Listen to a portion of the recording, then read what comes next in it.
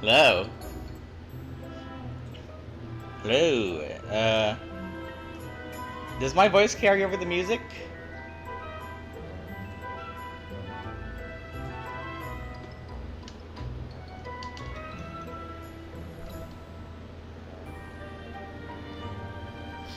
Because I will lower the music volume if it's too loud.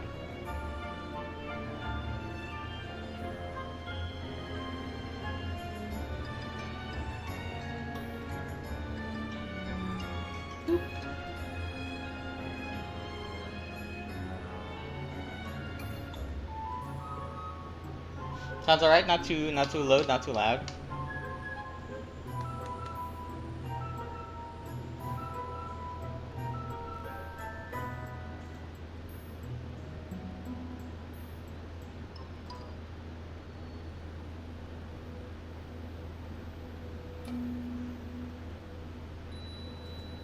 Wonderful.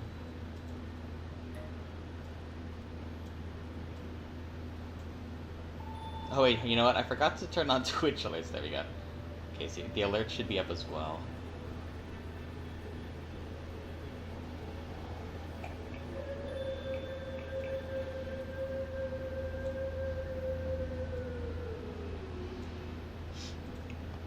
Alright, so welcome to the first stream of the new year. And a stream idea that I have been wanting to do for such a long time. You can see on the title down there. And I assume most of you are not familiar with this board game. Because, yeah, it's not really a... Well, I had only heard of it like a little over a year ago. But I love it very, very much. Let me try and hover over to the official website just to show you how the game introduces itself. I won't be reading the intro. I'm just gonna try to explain it on my own. So, this is what I'm talking about. Yeah.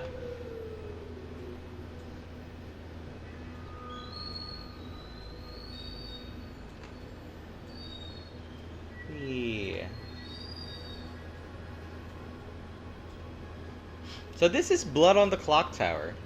It's a hidden role game. So the most famous hidden role game probably is Among Us. But if you've ever played things like One Night Werewolf or Mafia, or I suppose Town of Salem is also like this, if I remember correctly. You have a cool character, and your goal, if you are on the good team, your goal is to find the demon and execute the demon. And if you're on the evil team, your goal is to trick all of the good players into thinking someone else is the demon. So they kill all the good players except for, you know, the demon, who needs to stay alive until the final day. And one of the things I super love about about Blood on the Clocktower is the characters. So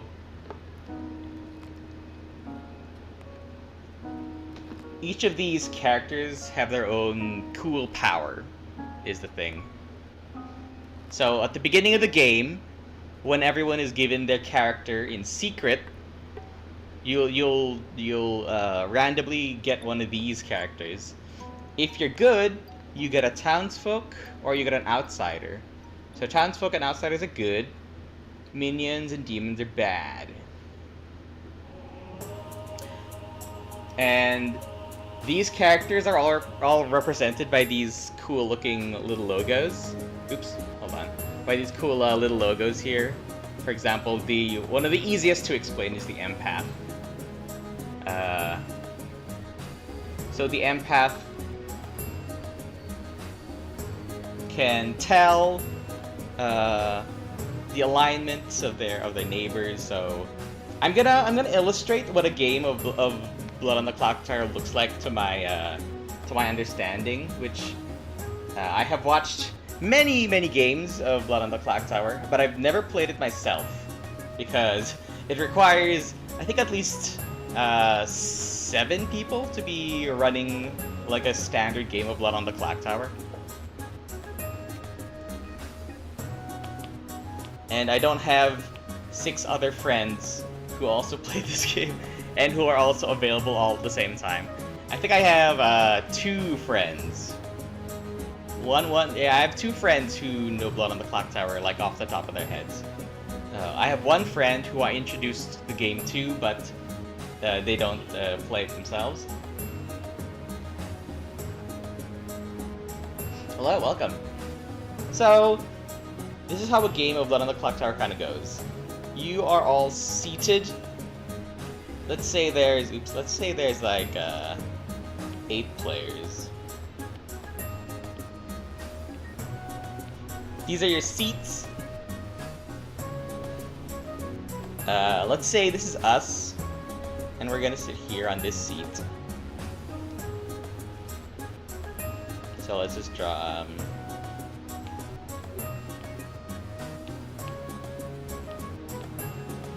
Let's just draw us.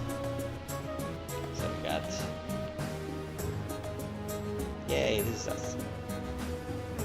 Or a happy dinosaur. Or dragon.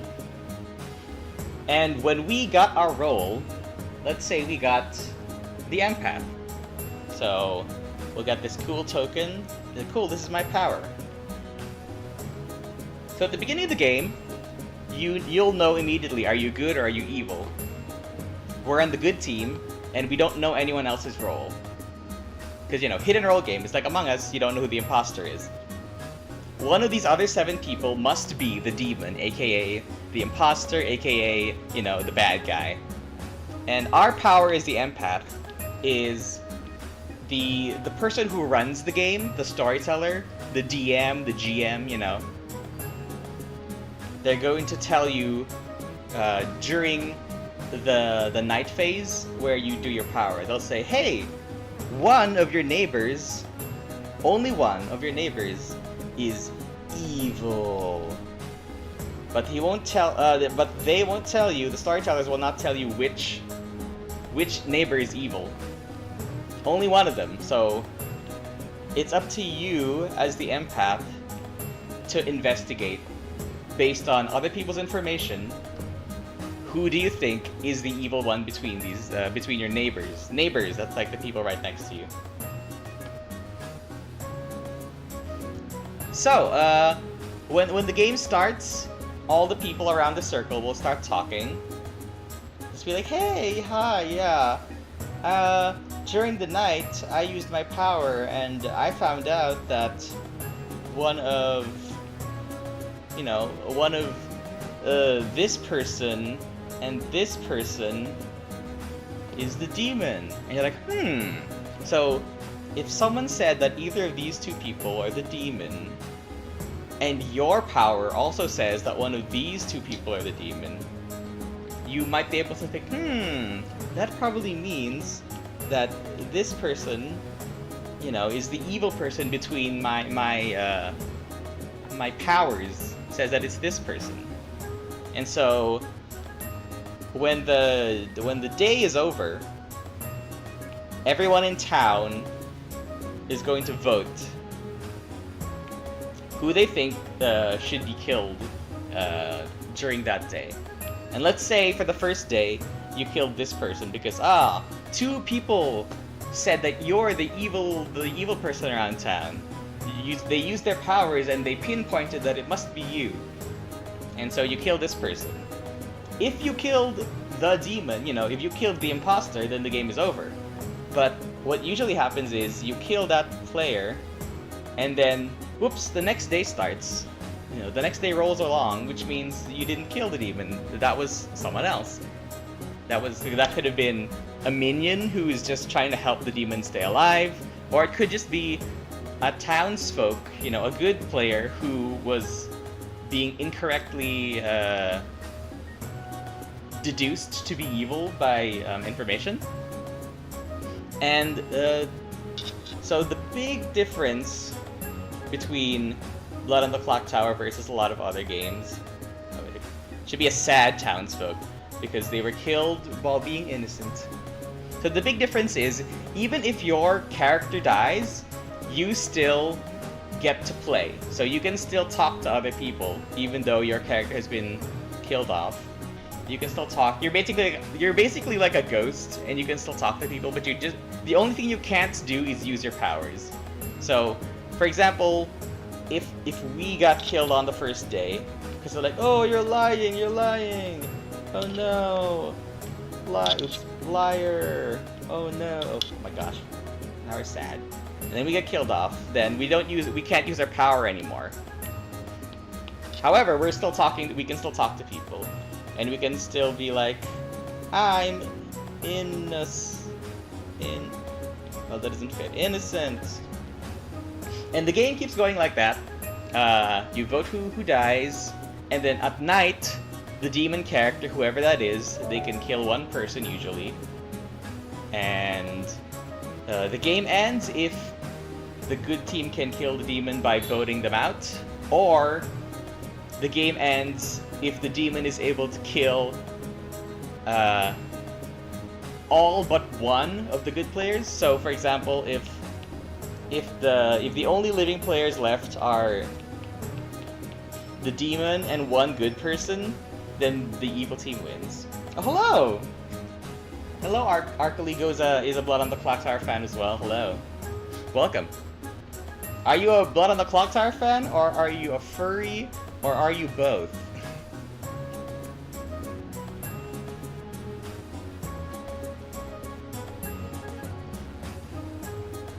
Alright, so hi Stanley. I have been able to, both, good. That's great, this is a good crossover for you then.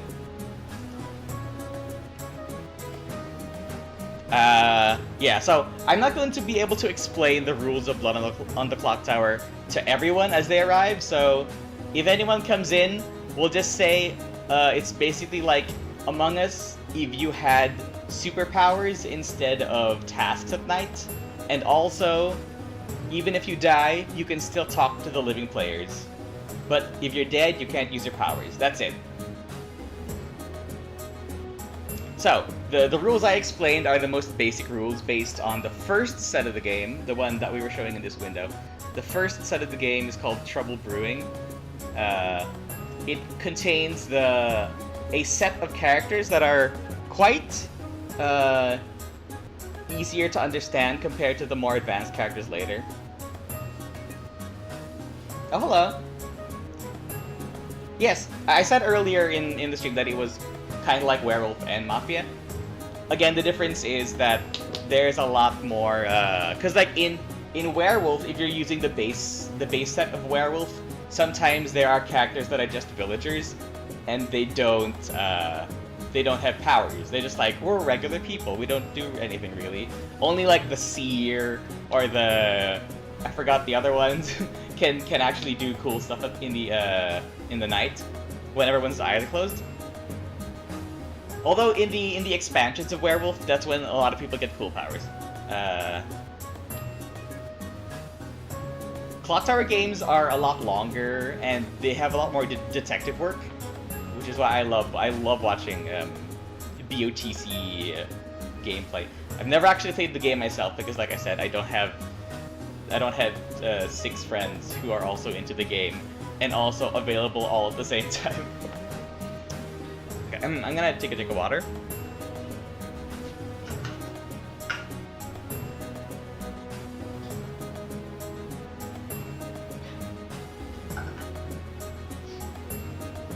All right. That's about enough explaining, I think, for now. Now let's get on to drawing some characters. We started with the empath, so let's go do the empath first. Now the way I want to do this project is that I want to have as many different species as possible. So in my mind, when I drew the poster for this stream, I made the empath a capybara, so let's go with that. Empath Capybara. Yes, Archeligo, being able to contribute while dead is definitely a nice interaction, and also sometimes fun having an ability that acts specifically with death. Yeah, I love the way that Blood on the Clocktower turns death into information, because in other games that I know of, if you're dead, you're basically, you know, you're either a dead weight or you're a liability. But in Clocktower, sometimes being dead is the best confirmation you can get that, oh, this person is telling the truth, or this person, their power worked properly because they died. Yeah, alright, so let's draw an Empath Capybara. I want to try and incorporate the icons of the characters into the furry design. So the Empath is very simple, it's heart, because you're feeling if someone close to you is if they're good or not. So let's sketch out a little capybara holding their heart, and they give them cool mystical power particle effects.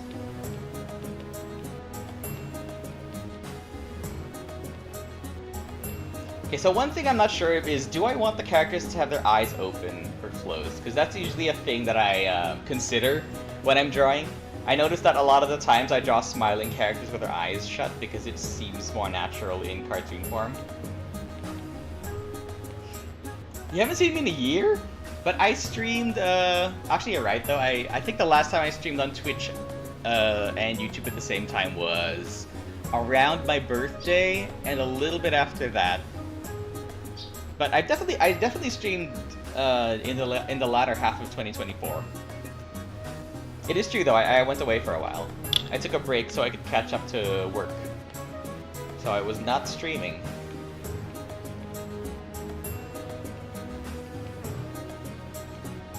Okay, you just mean you haven't seen me in a while? Well, yes. I want to go back to streaming more. It's just that I needed time to catch up to work, and I needed to strengthen my nerve to do the types of streams that I was scared of doing.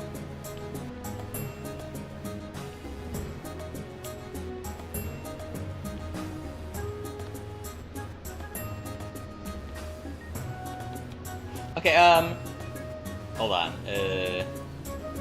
I can't keep re-explaining the game to everyone who comes in and doesn't know who it is, but I'll basically just say that it's like Among Us if your character had cool powers, and if you can still talk to other people when you die, but you just can't use your powers.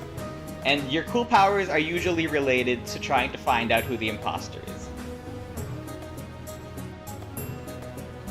So I'm gonna link the Blood on the Clocktower website just here.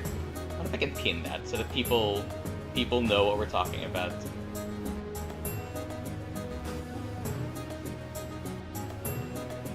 Oh, you play Archeligo. Where do you play? Where do you play Blood on the Clocktower? That seems so cool. It's a board game. It's a tabletop game that can also be played online on Discord or a voice chat or something.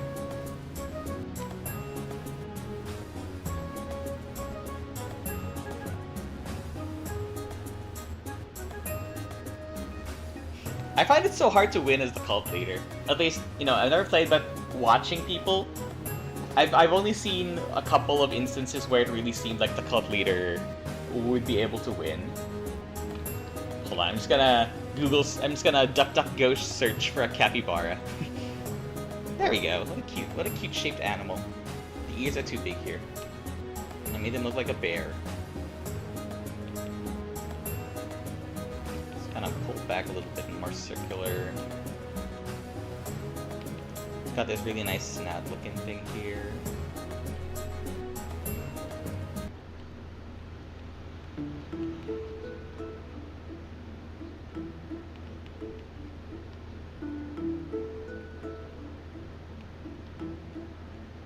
Really?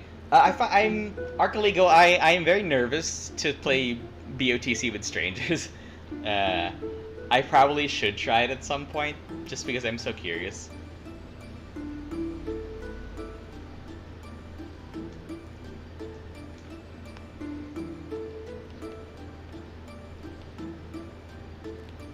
I'm just gonna say that some of the characters will have their eyes open, some will have them closed.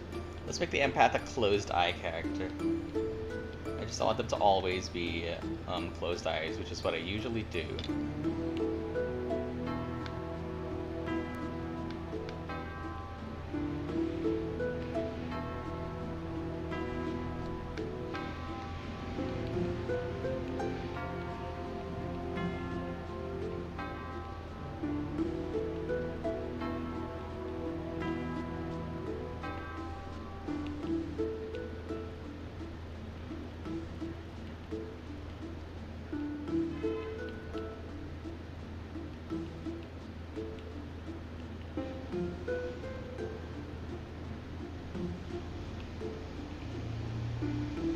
Oh, yeah, so, if you are the demon character, yes, this is PMD music.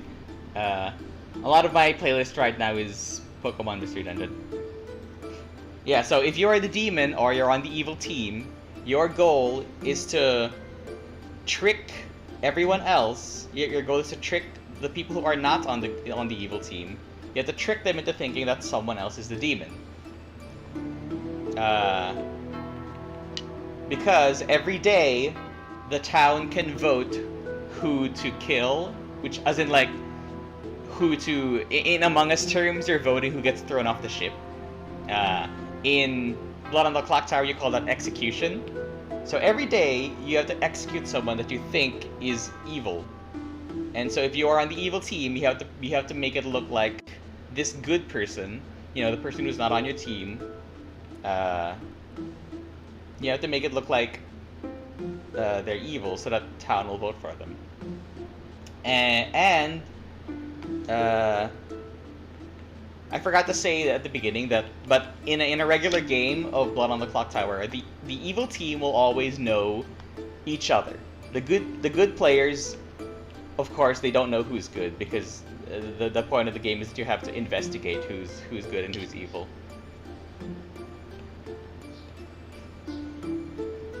Let's just try and hold in this cool heart powers over here. But the evil team can work together, so they're gonna try and deceive everybody by being like, oh my gosh, oh, my powers showed that this person's evil, so we should kill this person. And if you're the demon, your minion can be like, oh yes, that's true, I checked. That person's definitely evil.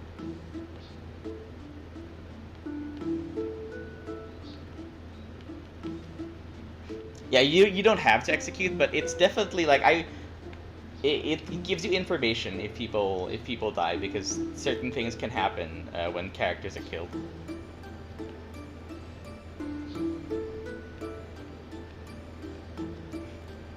In general, also, you appear to be more trustworthy if you die, because once your powers no longer work, you don't really have any incentive to, like, pretend to be useful.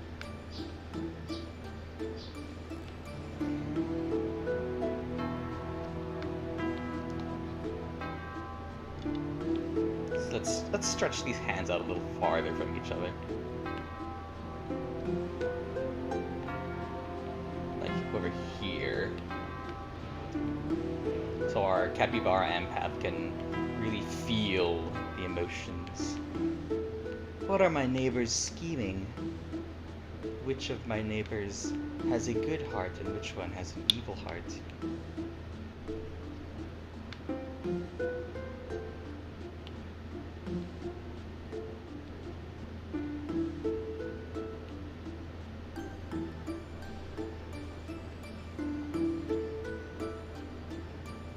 Yes, Argaligo, death is information. I would really love to find more people who know, because the only other friend I know who's like super into Blood on the Clocktower does not have a Twitch account. he's not a stream watching person, but he does enjoy the game like as much as I do. All right, see you later. See you later. Great.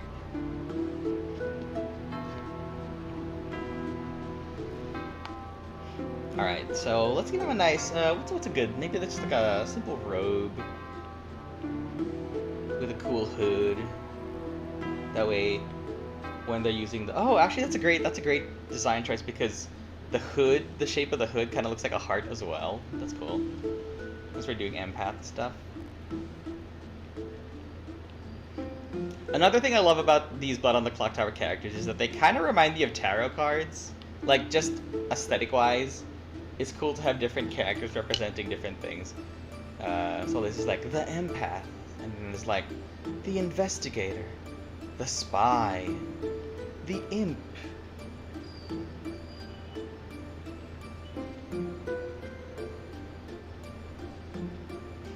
No, the magician is a different character. The magician is like an well, I'm being cheeky here, but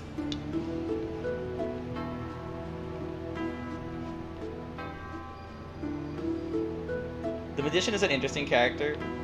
The magician tricks the evil team into thinking that they are part of the evil team. It's kind of hard to explain because the levels of complexity in Blood on the Clocktower get higher and higher the more you play the expansions. So we're just doing, I mean, right now the empath is a base set character because it's easy it's easy to understand.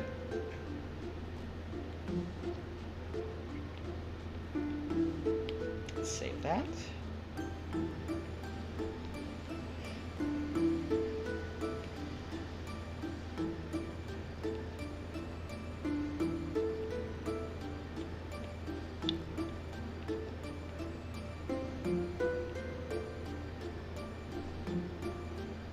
Oh, it's supposed to be a robe, not a shirt, so let's make it more flowy down here at the bottom half of the body.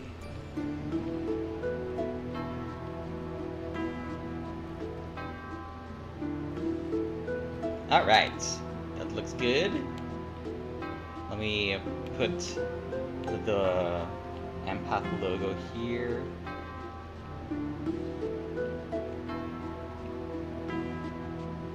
I'm not gonna one-to-one copy the logos, but I'm just gonna do a representation of it based on my memory / understanding of the character. It took me so long, Archaligo, it took me so long to understand what the icon of the spy was. I thought it was like some sort of folded up handkerchief.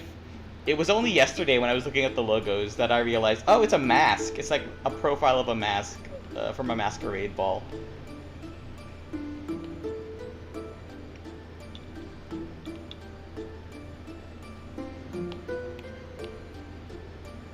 Hello, Virtual Sonic. It is a nice day today. I feel I've been working standing up for the past like few weeks or so. It feels very good to get used to standing up rather than sitting down all day.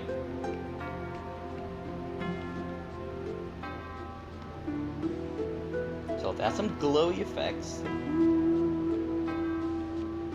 So let's do it blue on one side because let's say that they're feeling a good neighbor on this side, and maybe red on the other side because like, oh, there's an evil on this side. Or, well, it doesn't tell you which side it's on, but like you can feel one or the other.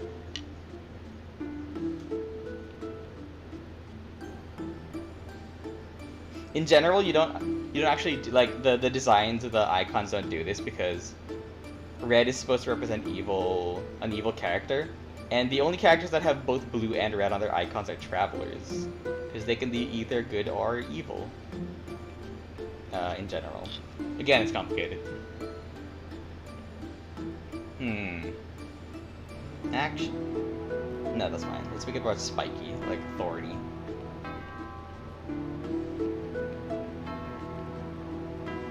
Archaligo, I'm so glad you're in chat because I can nerd out about some BOTC things. And to everyone else, I'm sorry if I say things that don't make sense. I'm just geeking out about this game. Yeah, roll for perception. They're perceiving the alignment of their neighbors. Let's make this more wavy, because wavy, like curvy lines are more friendly looking rather than spiky, thorny lines. So let's do this. And then we can call that... We'll just put a title over it. We can call that the empath. Just put their empath here.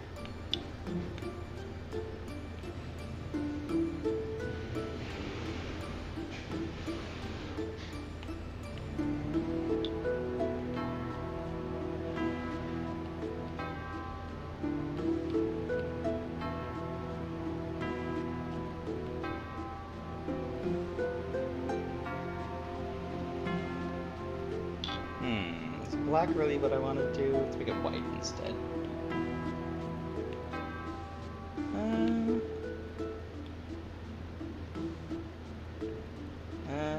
Seems fine.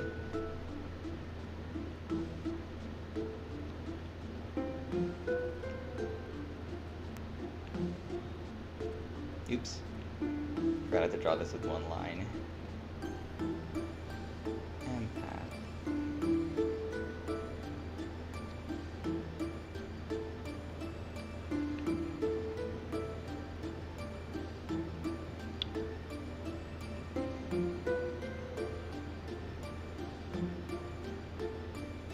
Alright, save that. Yes, I am using Medibang.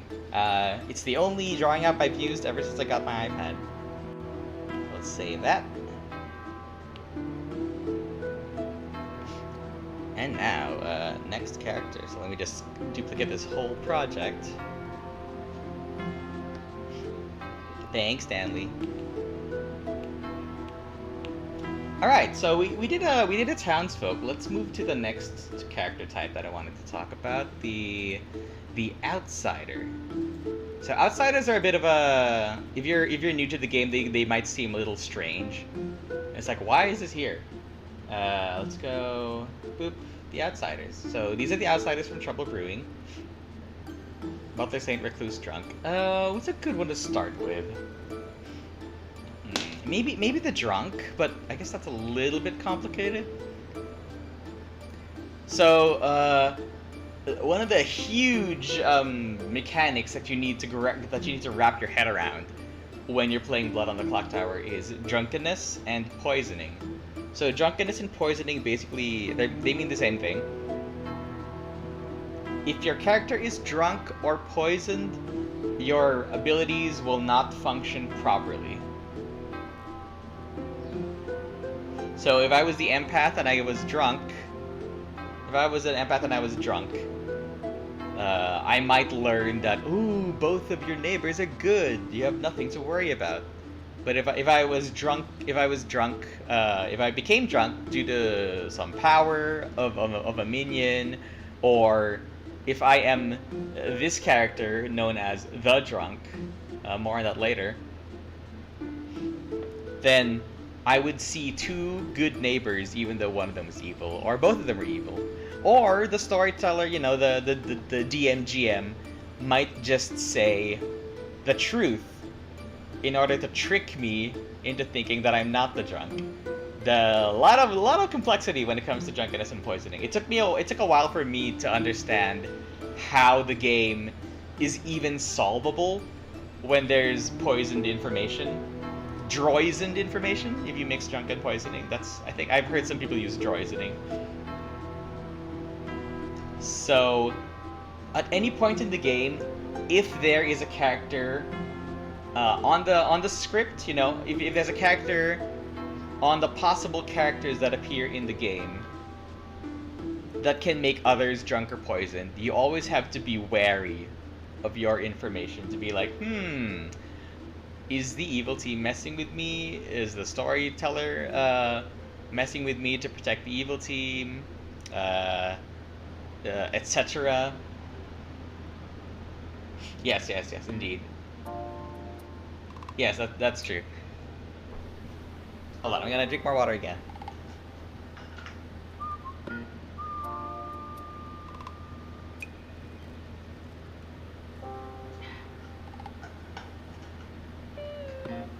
Alright, I'm back. So yeah, since drunkenness and poisoning is a little bit complicated, let's start with the recluse instead. I think it's just slightly easier to explain. And I already have an image in mind for what a recluse would look like anyways. Also, I forgot to put my watermark, so I'm gonna have to do that when I go back to the previous project. So let's go, it's a little dark. The recluse is an interesting character. So the recluse is a good player. They are on the good team.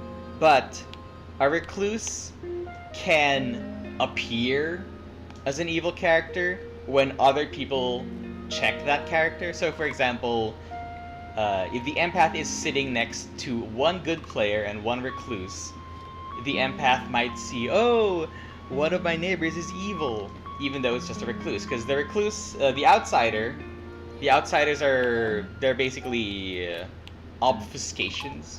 They're obstacles. They're little challenges for the good team. So even though you are good, your power confuses the good team's abilities. So let's go with a character that's in a hood. Like a hooded figure, because you're reclusive.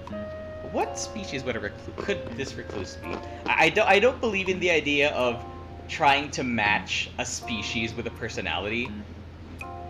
Instead, I want to just pick any species and then express the personality, you know, with the face, and not use the species to determine it. So, for example, I'm not gonna make a fox thief, even though that's the, you know, it's an archetype, and it's fine if you draw on a fox thief. That's fine. But for this project, I want to detach the species from the personality. So let me see. I could go with it's a good recluse character. Something. So let's see. See you later, Dilus.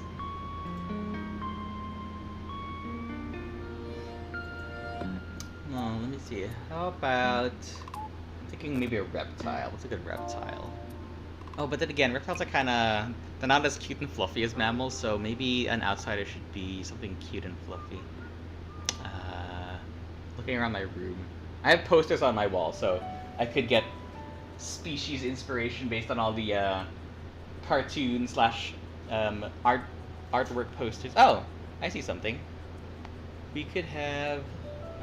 Okay, so I'm gonna go with my gut, and let's make the recluse panda.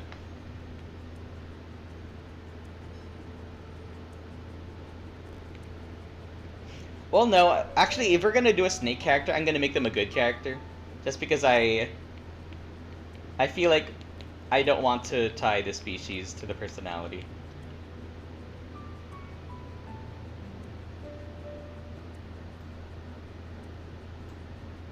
How about a snake chef? Alright, so let's make a panda bear. Let's fix this snout shape.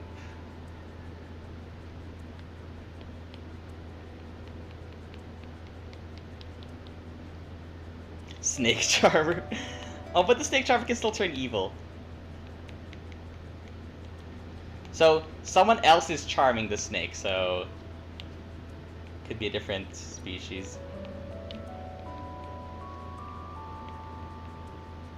So let's make this grizzled looking homely creature to be the recluse.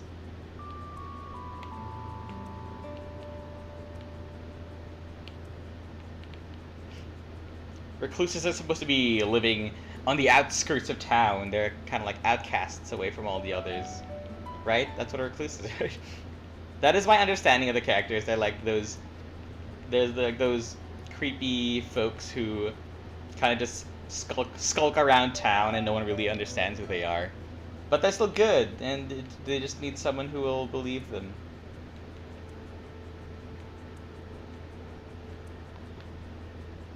So it's a hooded figure. This is have you like hunched over, carrying a lamp. Because it's dark where you are, because you're not everyone else. It's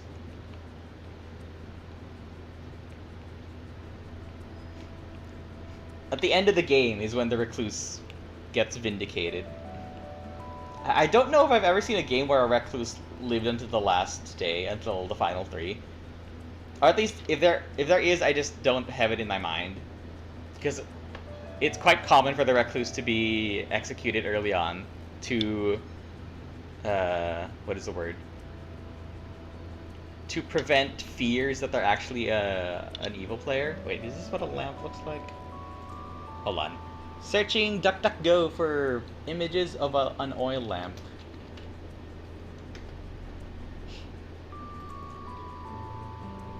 Yeah, okay. I think this just needs to be curved a little bit.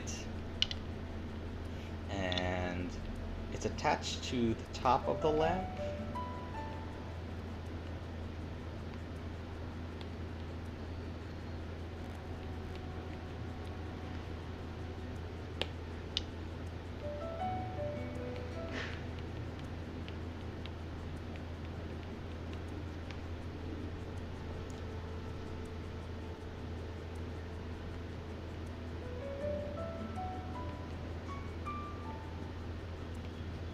And our panda recluse is a little scratched up.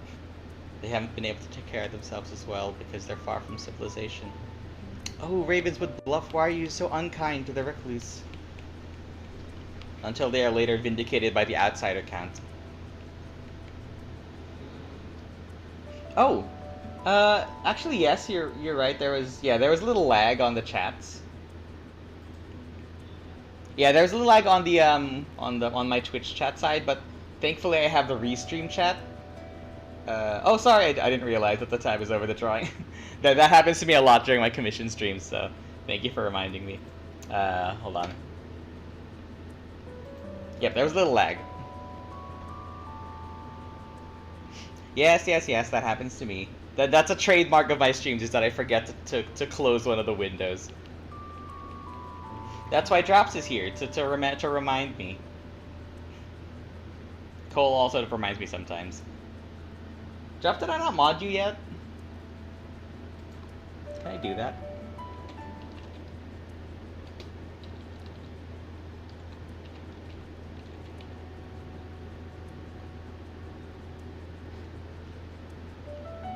Alright. Okay, so now you can actually see the thing that I'm drawing that I was talking about earlier. Oh, what kind of timer? Like a timer for... Oh, to auto-close the tab? Oh, I you know what? I've never heard of that. If that is a thing, that would be very helpful.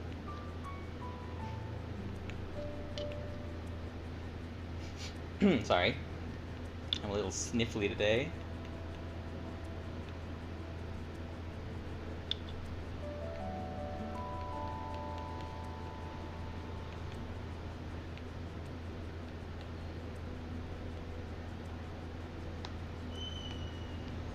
Okay, so our recluse has their back turned to us, and they're just lifting the lantern from one side.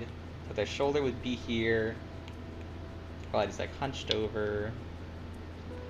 With the cold nightly winds blowing against their cloak.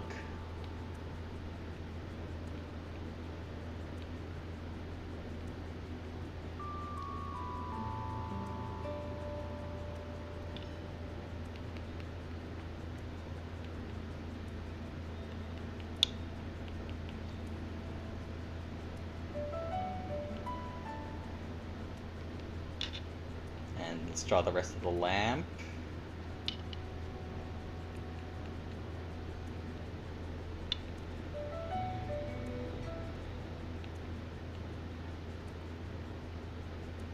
It's a big ass lamp.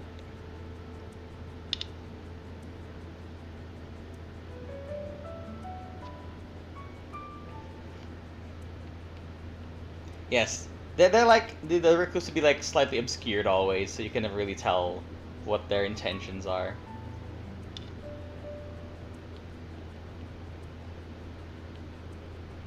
So let's give this like tattered old shirt.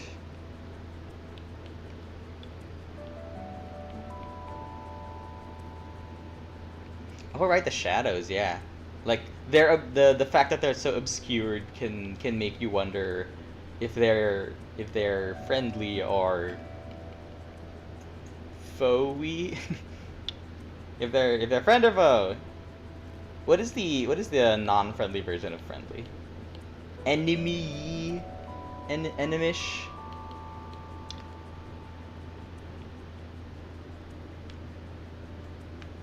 There we go. That's good. That's good. So let's put the bottom of the lamp here.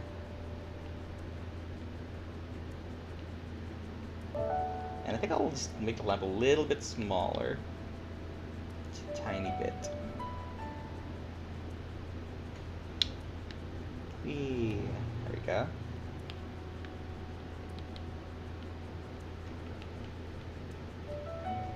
Hostile? Yeah, that's good. Hostile's a good one. It just doesn't sound like friendly because there's no ly. So what is like the literary parallel with an ly sound? Or at least a y sound. Because that's like an adverb, right? Friendly. Foey.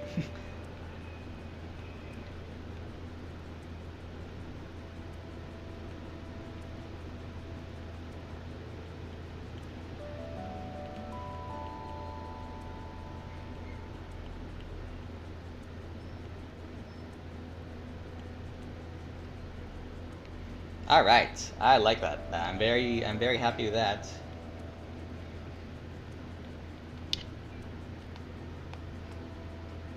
So now that we have a character with open eyes, we'll do the thing that I usually do, which is just color in the what's it called, the sclera. One technique that I love doing with just line art is to just put lights in the eyes, because at least the way I draw, I like to draw attention to the face. And we'll make this side a more like innocent looking eye, because I drew this eye to be a little rounder, and this one's more like jagged. So we'll get some nice brown eyes, comforting brown eyes of innocence and goodness.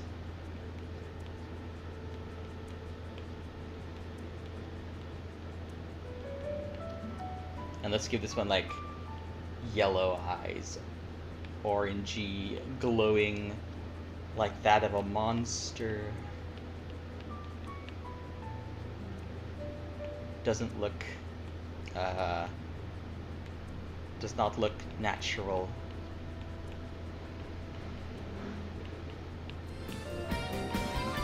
Like glowing eyes in the night. Hello! Hi Cole! Hi Cole and Raiders. Oops, the Twitch alerts are behind the chat. Oopsie, that's my fault. Let's just scroll and put that on top. Well, it's over anyway, but like, I just realized now that the Twitch alerts are not at the top. Hi Cole! Hello Cole and friends. Thanks for the raid. What happened to Yoshi? Is Yoshi okay? Does Yoshi need some medicine?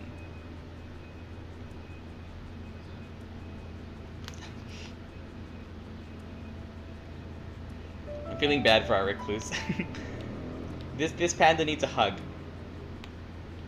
Okay, let's put the glow of the, oh, I forgot to draw the wick inside the oil lamp. So let's add.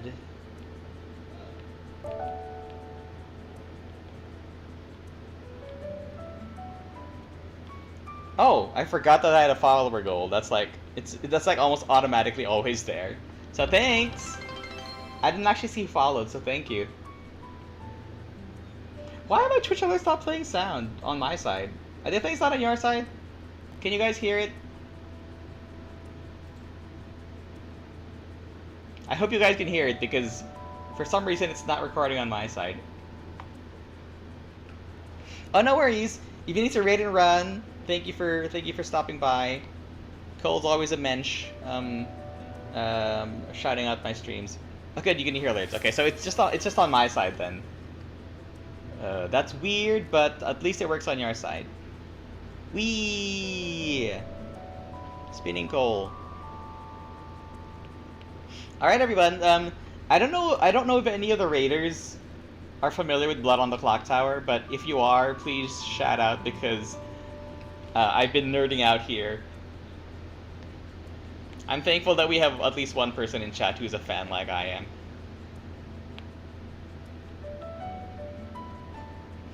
Anyway, here's a lamp.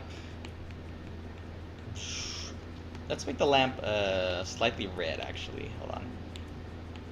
Because that'll be like the evil color.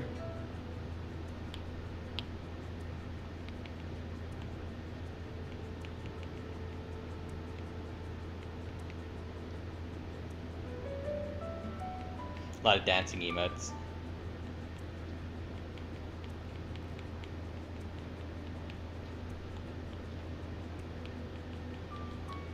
Arcaligo, where did you find this stream? Are you following me on, like, Blue Sky and stuff?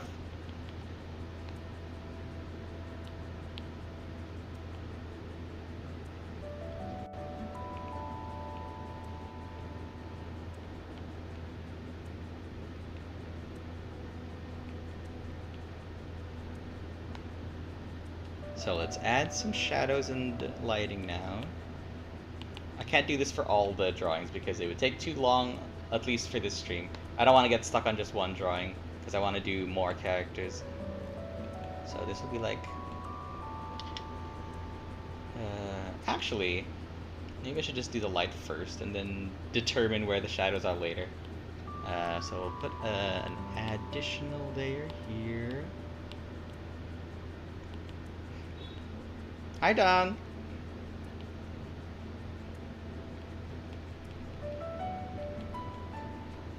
What does an overlay instead? Yeah, that looks better. Thanks, Zard.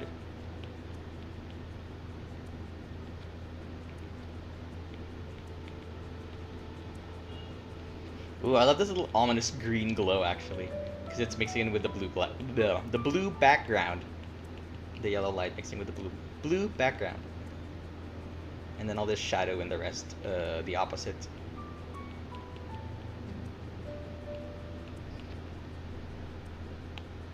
Let's put that over here.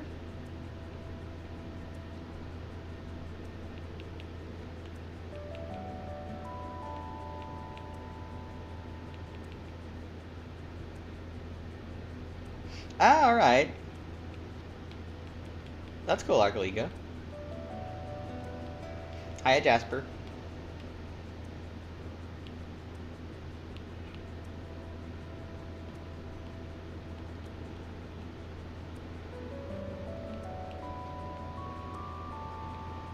All right, that's good. I like this. I'm happy with this. Save. And this time I won't forget to put my watermark.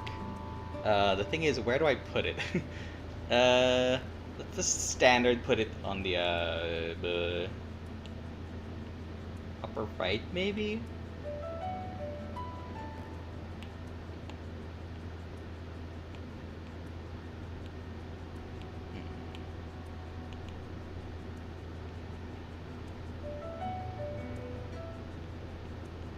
Like this.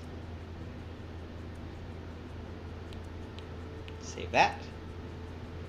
And then we will put the name of the character here.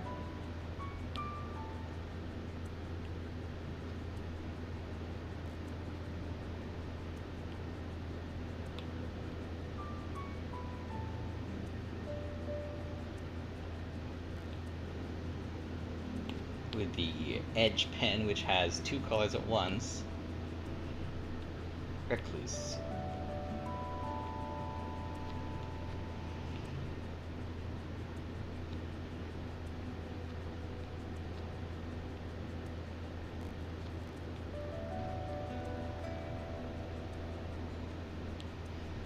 Yay!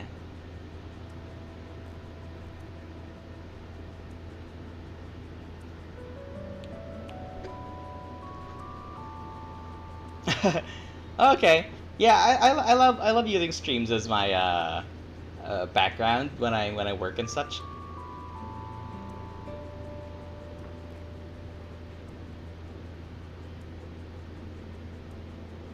Oh, okay, like Calico. Alright. Alright, Calico.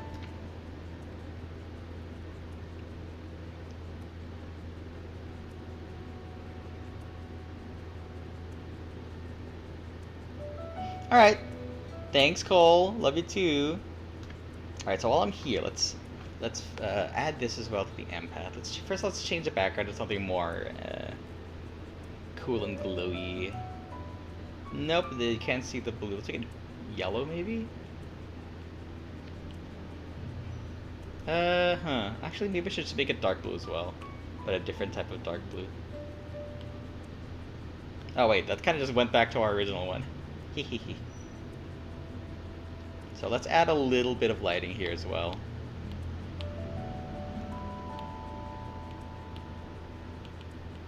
So let's add it here. Oops, oops, here. Here we go.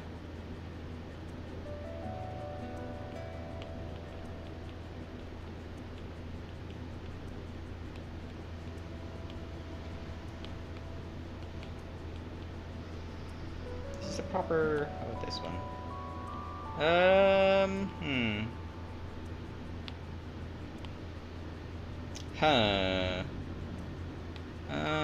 Overlay again.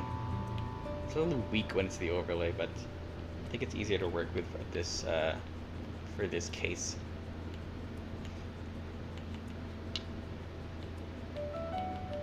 Oh, purple. Hold on, let's try purple. Boop. Oh! Good call. Let's see if we can adjust the purple a little bit.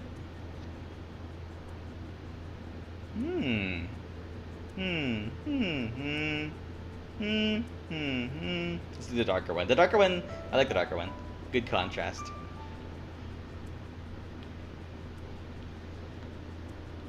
I'll stick with overlay for this one at least, and then I'll add another add layer later.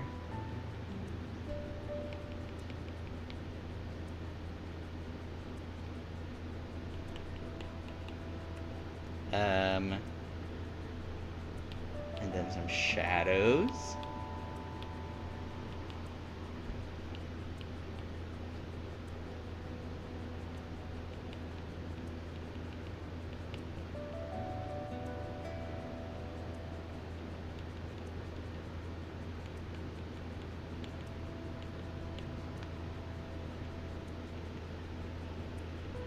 Shade, shade, shade.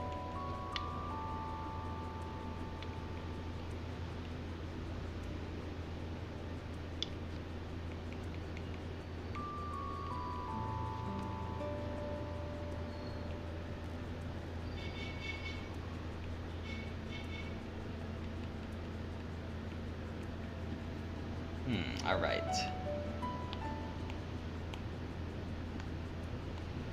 What if I add something to this one? Ooh, pretty. That looks really cool.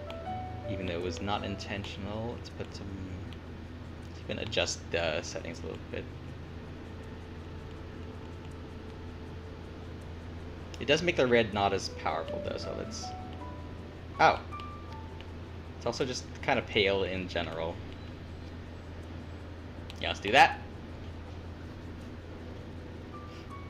Happy early birthday in 11 days. What do you want for your birthday when it eventually arrives? Whoops. Hold on, let's save first and then add the watermark.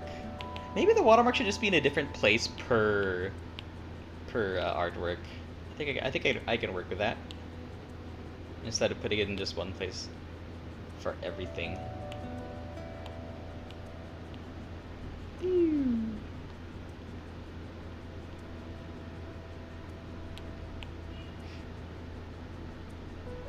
Alright.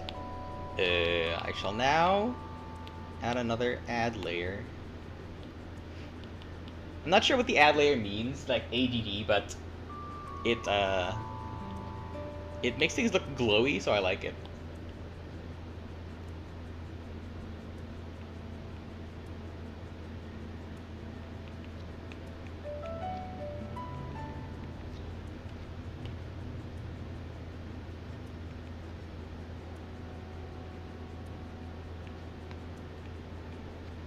Alright, save.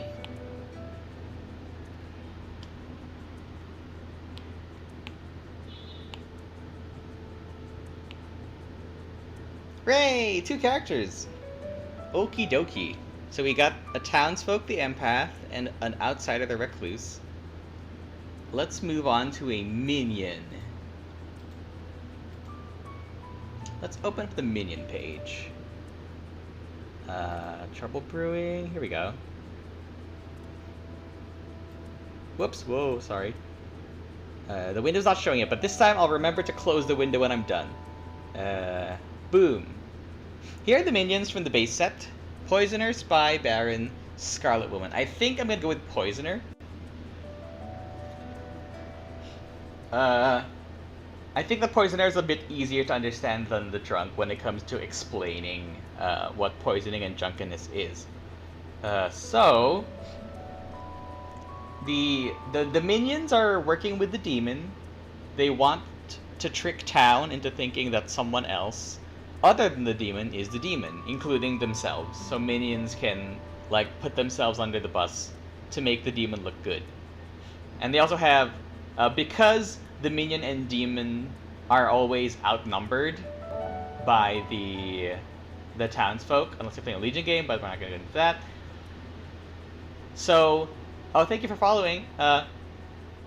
The minion characters have slightly more powerful abilities. So the Poisoner, each night they can just choose someone else, and when they're poisoned, when they're droisened, their ability no longer functions as it's supposed to. It will malfunction. It will have no effect on the game state. So basically, the storytellers, the DMs, GMs can lie to you. So let's go draw Poisoner. What's a good what's a species that I can choose? Let me think about it. Who can our Poisoner be? I'm gonna think about it a little bit. Thinking. I might search up a list of different animals. So far we have a capybara empath and a panda recluse. So, oops. Sorry, I didn't mean to open that tab. Let's close this window.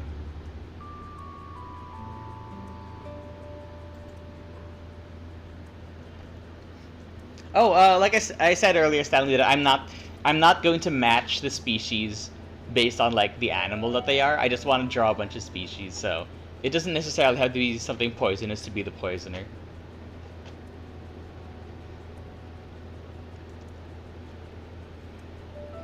So, I said earlier that if I'm going to make a snake character, I want it to be a good player, since snakes are often drawn as evil. Like for character design and such. Also, my goodness, I just realized how soft this background music is. I'm gonna change. Oh, thanks, Stanley. Boop. Is this one more hearable? Should be.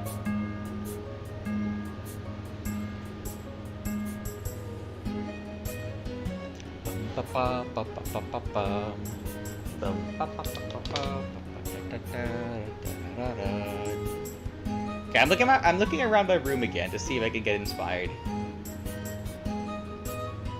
A beaver? I saw a Bidoof on my poster, on my PMD poster. Could make a Poisoner beaver.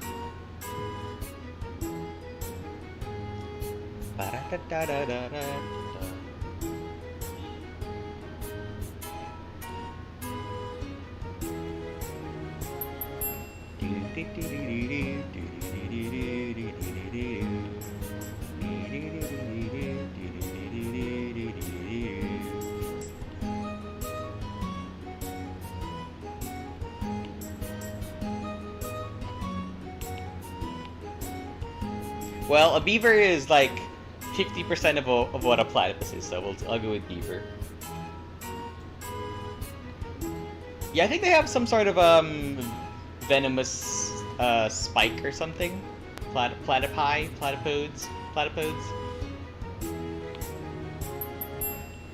platypuses. This is just that Phineas and Ferb joke where no one knows what the plural of platypus is. Spy platypus? I don't even think that a spy platypus is a stereotype. I think that's just a reference, which I fully submit. Which I fully accept. What is the word? Well, I like it, is the thing. Now, we're doing poison right now, so we're gonna do a beaver, so I'm gonna search for DuckDuckGo, help me look for a picture of the animal with the buck teeth and the cool looking tail.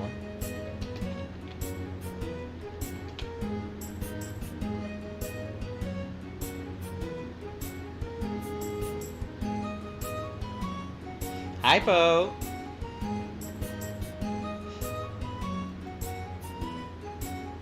Po, I don't think I've asked you if you play / know Blood on the Clocktower, but you are a board game person, so more than likely you have heard of it or you have friends who know about it.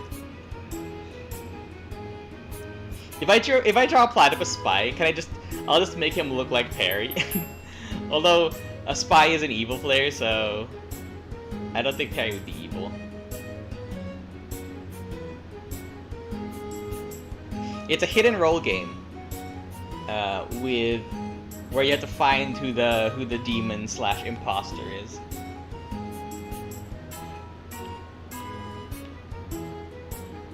Okay, so the first drawing, the empath is facing forward, the recluse is facing this way. Let's make the minion face this way.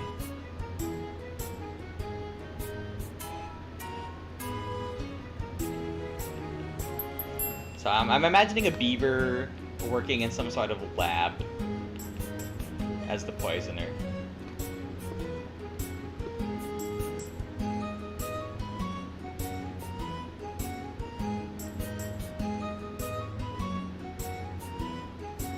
Aw, thanks, Don. I love this game so much. I could geek on about it for hours. I have a playlist on YouTube. I watch my Blood on the Clocktower games on YouTube, so you can watch them on different channels. There's the official Blood on the Clocktower channel made by the Pandemonium Institute, who are the people who created Blood on the Clocktower. Oh, from The Alchemist. Well, I suppose for The Alchemist I would be giving them a different... maybe the poisoner could be working with natural ingredients, like herbs and stuff. Yeah, that sounds good. Instead of, like, lab equipment.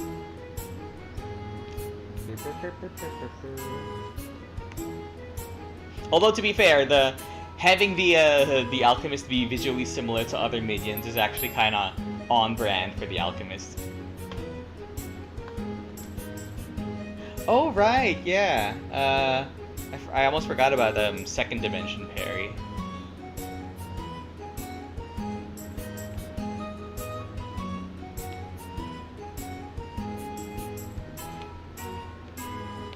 So I'm imagining a face like kind of tilted, looking with a smile down this way.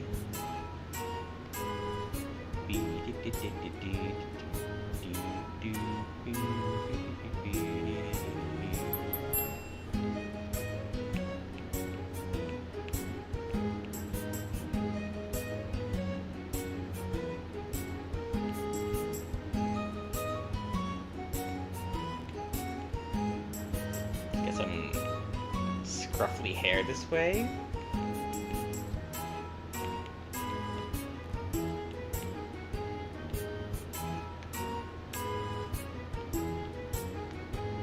And a sly smile.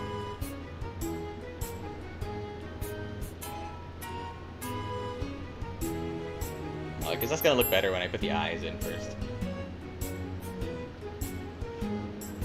It's not just the mouth that makes a smile, it's the curvature of the eyes. So let's see, putting 2 eyes in.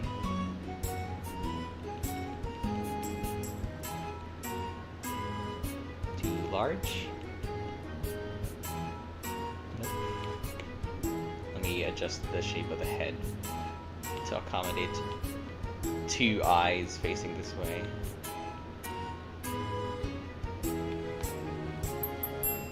Still not sort of right. Let's try making a mask.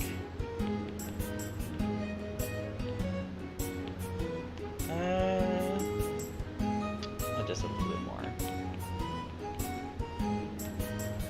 There we go. That looks good for me. Put the eye in here.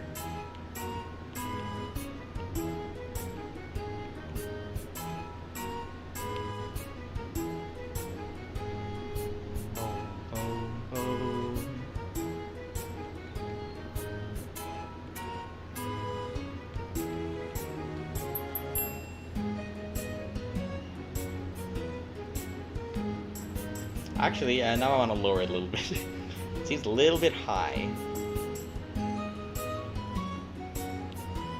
This is how my process works.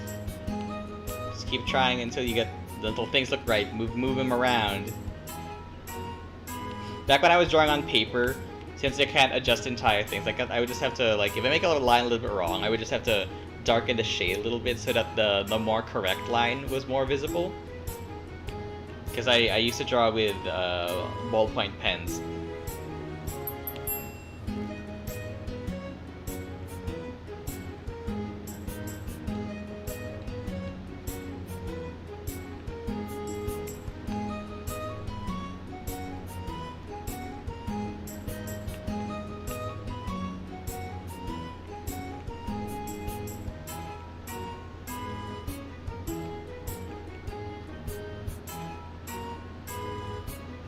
Oh yeah, well, you know, that's since you learn to live with the with the mistakes and stuff.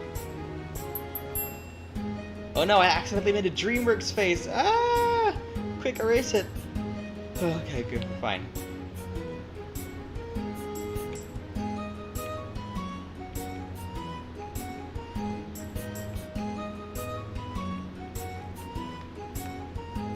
Okay, now you should be standing in your herb room.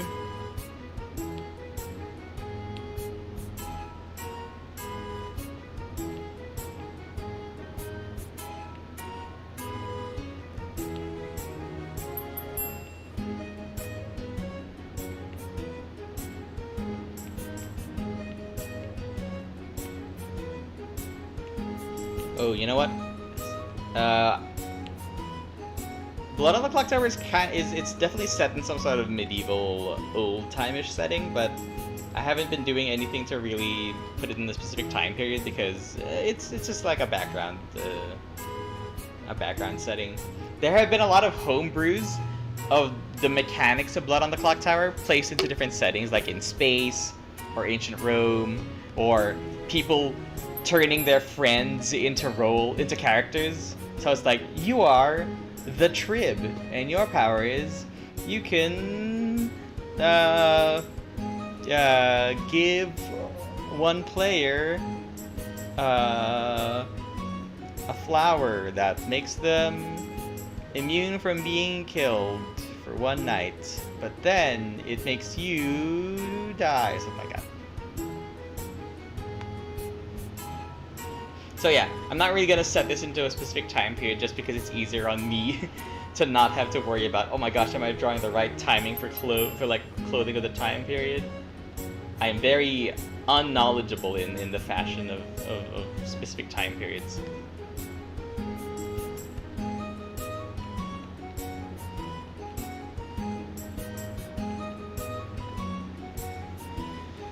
I am interested though, but I'm just not like, I'm not gonna claim to know anything about, oh, this is what they wore back in the day, because I really don't know. It is an interesting topic though.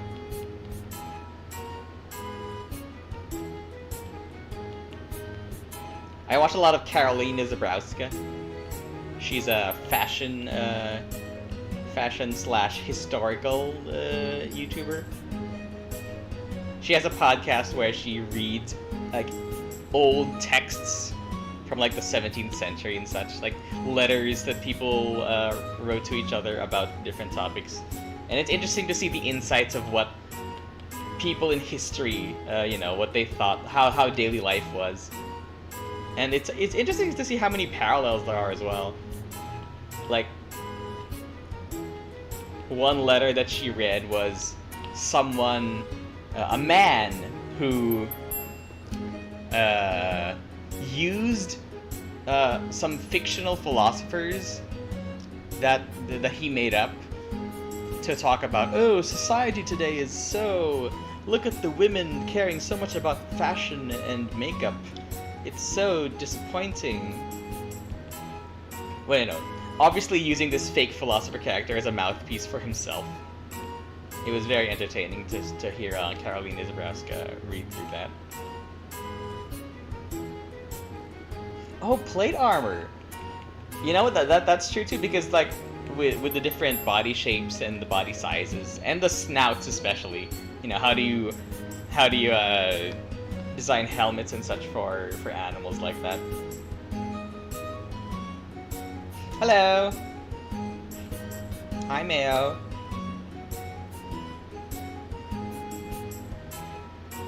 Okay, so let's draw the poisoner beaver holding some sort of dangerous looking fruit maybe, or plant, like a tiny pellet. Oh yeah, and the ears too. Where would the ears go in a helmet?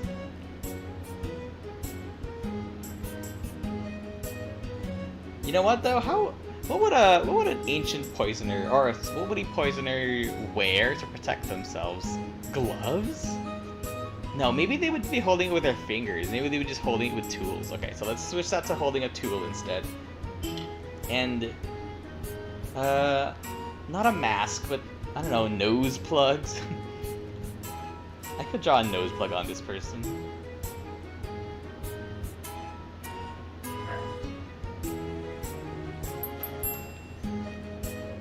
So let's draw like, just because you don't want to inhale the poisonous fumes.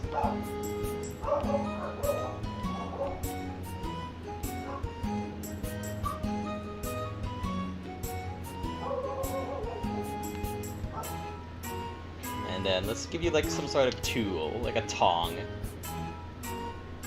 that you're using instead of holding it with your hands. Yeah, there's someone at the gate, man. My parents are answering the door.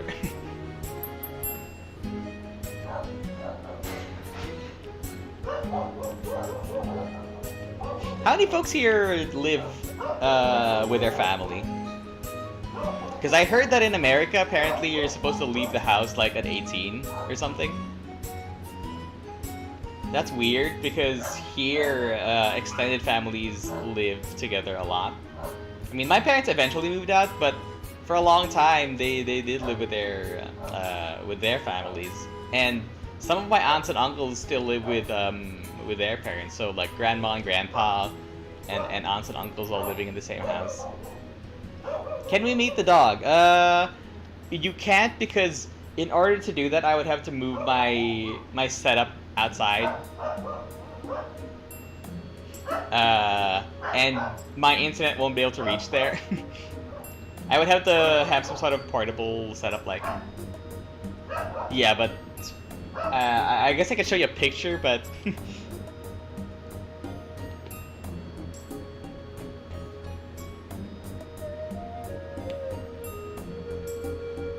Okay, hold on. I need to drink water again.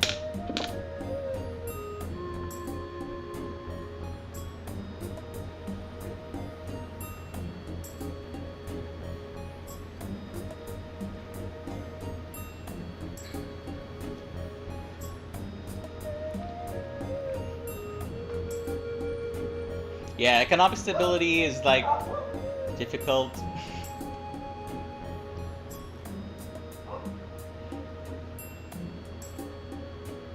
Also, this is a, you know, it's a personal thing, but if you live together, there's a better chance of you forming a better relationship with the people you live with.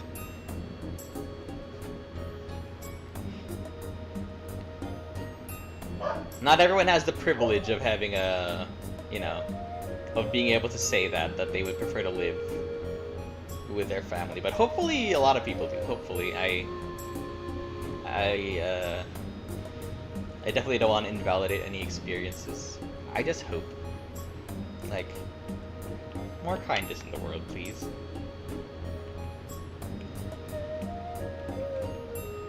I get very sad when I hear stories of families fighting, like my neighbors, my classmates. I was like, I hate my sisters. Like, why would you hate them? That's sad. Anyway, I don't want to. Well, let's continue with this strange poisoning dude. Also, I'm saying dude, but like all these characters are gender neutral as far as I'm concerned, because animals don't have that kind of like. At least the way that I'm designing them is that I'm not following the tertiary gender characteristics or anything. Like, I'm not gonna put any boobs or bulges or anything. I don't even know if I want to say that because this stream isn't tagged. So I'm just gonna say gender neutral characters, because your non-binary dino says so. Non-binary bear.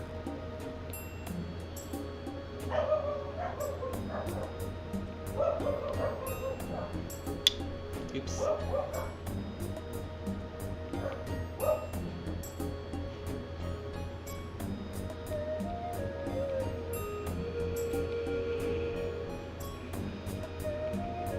Shout out to all the loving families. Even found families. There's a lot of my friends are in chat. Makes me very happy. Hello, friends. Thank you for choosing to be in my life, as I choose to be in yours because you guys are cool.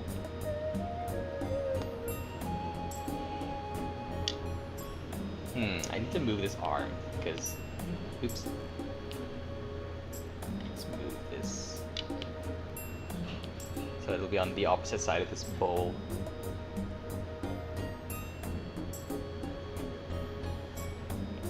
Yes, the something that I've been doing lately, or at least I've been trying to do to be less meticulous. Is that no, not really meticulous, but I don't want to overthink every line that I do. Just thinking the right amount. One of the reasons that I had trouble with my work, which made me stop streaming, is because I was cleaning up my artworks too much. Especially at the sketch phase, there's really no need to make it super duper clean. Unless that's your style, of course, but it's not my style. I've learned that doing so just puts a lot of pressure on me that I don't need to get my ideas down.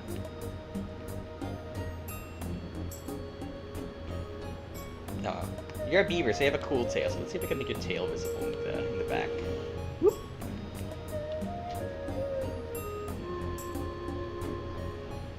Yeah. All these beaver photos that I saw are just the face, so I'm gonna put there. Beaver tail. Oh, okay. So there it goes. It's not as wafflish as I've been drawing them. They kind of look more like a shoehorn. And the texture is sort of leatherish, but with scales on it. I know they're not scales, but that's what they look like. Oh, hey Marshy and friends. Marsh Stomp, happy. I'm sorry, Marsh Stomp, not Marshy, Marsh Stomp. Marsh Stomp, happy. Hello.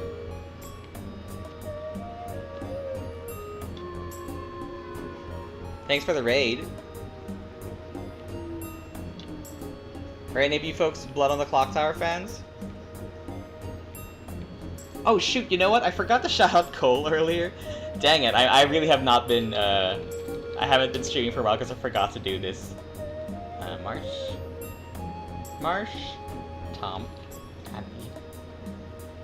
There we go. I forgot to shout out Cole earlier, so whoops. Sorry, Cole. Oh yeah, Maya? Like, just like sketch all the way and then no need to line it afterwards. I think in the end that's a good technique to learn. Anything that makes you overthink less. So just regular think when you're working is good in my eyes. Also, this should be further into the table.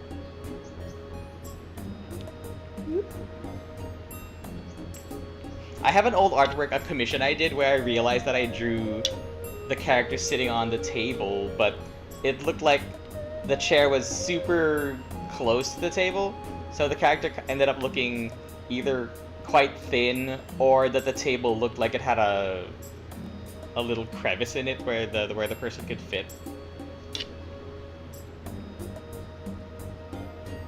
Because I drew them too close to the table. The commissioner was fine with it though. They liked it. They didn't mind. They didn't mind it at all.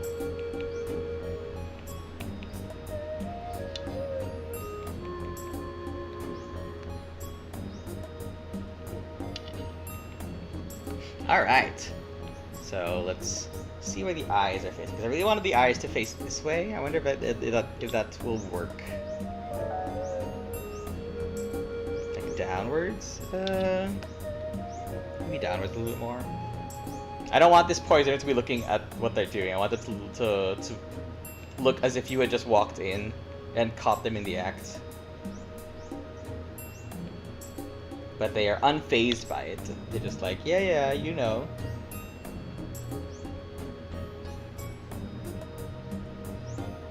But I'm gonna poison you next.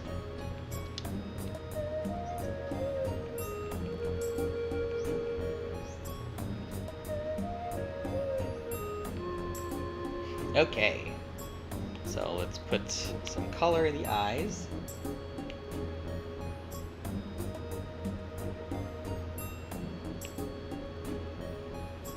So add this like yellowish orange that I've been using to represent the minions.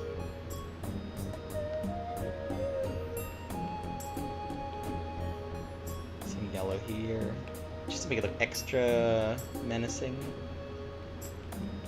Even though it's still slightly friendly. Oh, thanks, yeah. The Pelipper. Hold on. See if I can go back to that one. Nope. There it is. So this Pelipper was something I drew for... I think it was called Pokérap Reanimated or something. Where they just got one artist to draw... each of the Pokemon in the Pokérap, and then they replaced the image in the Pokérap with this one. So mine was Pelipper.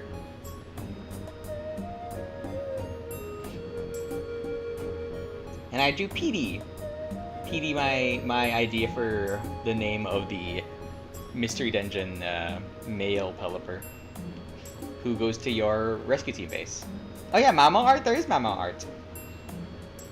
How the heck is this poisoner breathing, by the way? That's creepy. This beaver's breathing with nose plugs in. I'm gonna keep it that way. I feel like that's slightly unsettling. Let's add some red particles of whatever this is.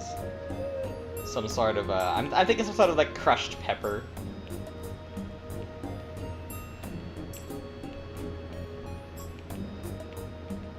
That makes a poisonous or some harmful substance when you mix it together. Oh, they do? I didn't even know that. That was just like I just picked a species. Is it because they live in water? Oh wow, that's cool.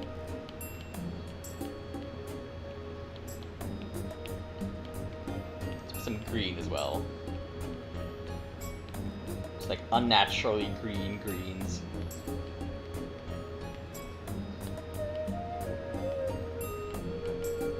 And then a little bit of a puff of, not smoke, but like some sort of aura. Poisonous aura.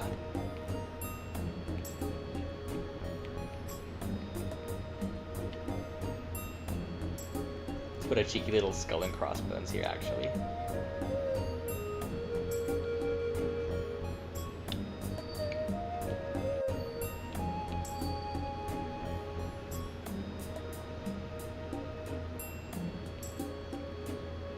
Look, it's our flag means death.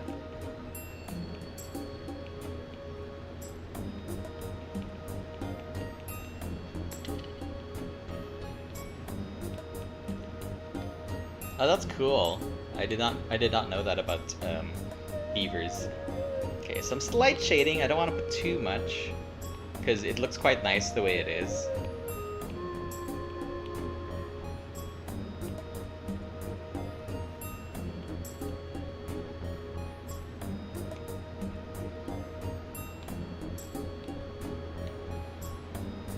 Under the eyes a bit, maybe. Let's make it look a little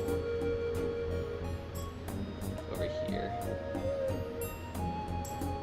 So if the underside of your eyes are in shadow, what part of your body is in the light? Let's reverse engineer. This is one of the ways that I do shading, is like, let's put shading everywhere and then we'll erase the light parts instead of coloring them in.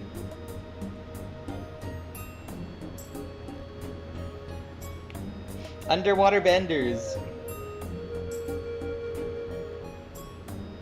I am part of the Atla fandom.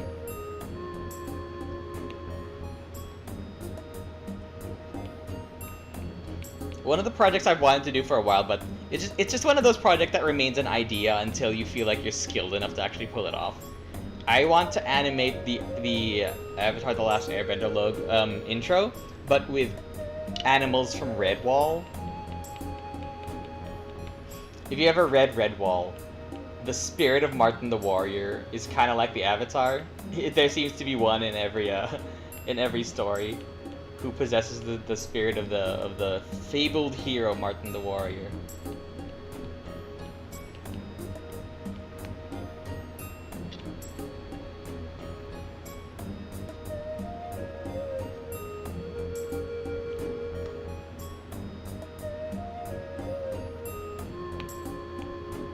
Ooh, some good dark outlines. Alright. Happy with this. Let's put this here. And let's write in Poisoner.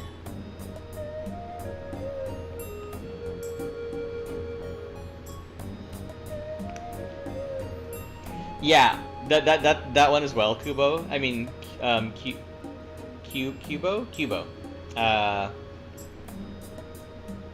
In my mind, when I imagine my PMD stories, I don't see them fighting like in the anime where they kind of just stand around.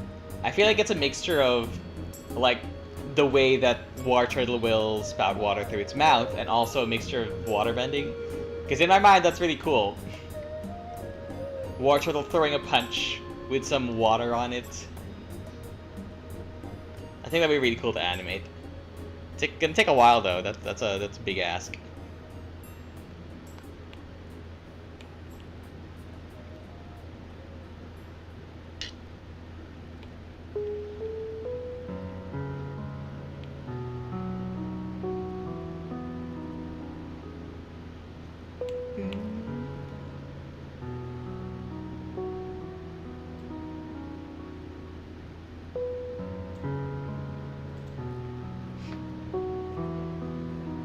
Oh yeah, I just remember that you said it was pronounced like Cubone, so it's Cubo.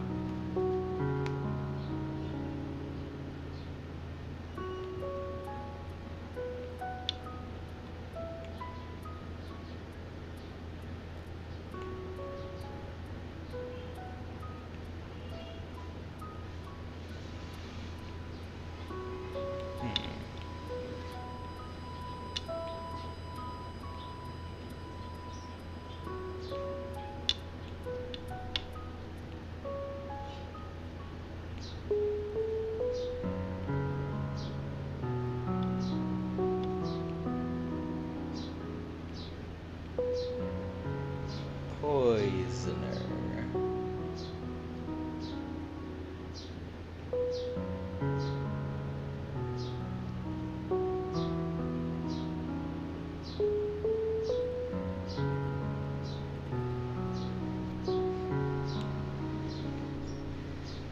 Hooray! Now we shall save that. Oh, congratulations! I heard Stray is quite like, it's a game that you can finish in one sitting. I have not. I do have the game though, but it looks cool. Cat's cool, cute. I'm curious what the story is too. So I will eventually finish my game that I started for like 1 hour and then stopped. We save this. And then we export. Boop. Ah, wonderful. Our town is coming together.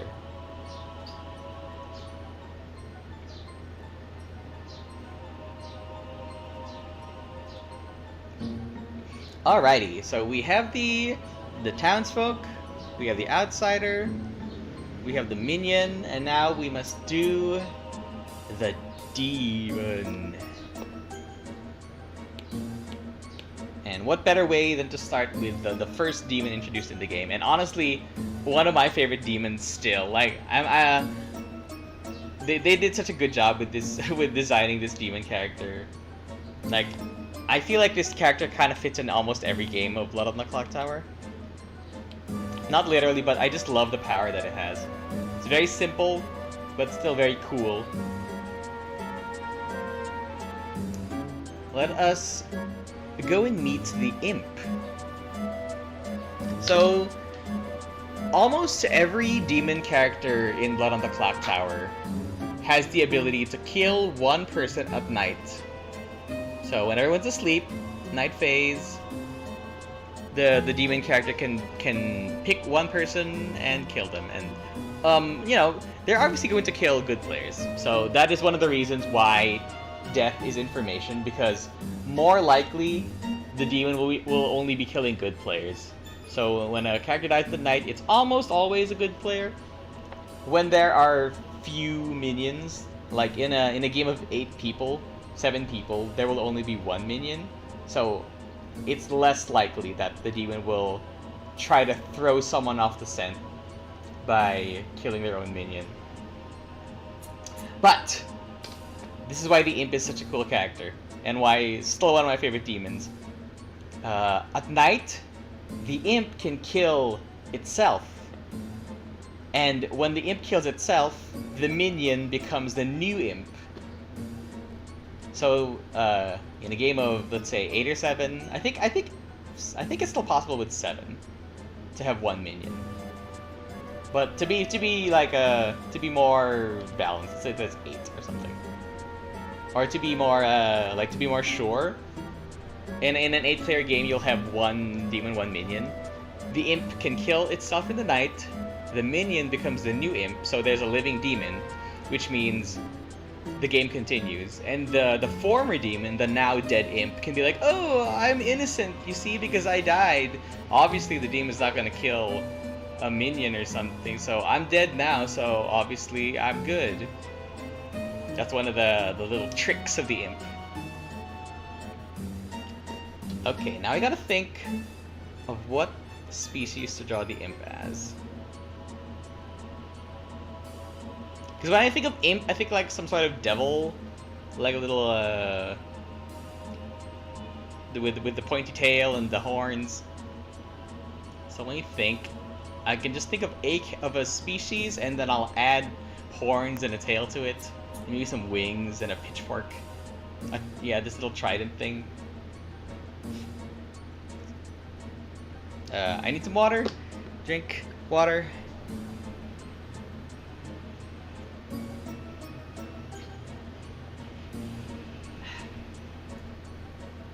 I've been saying water, but actually I'm drinking Ceylon tea.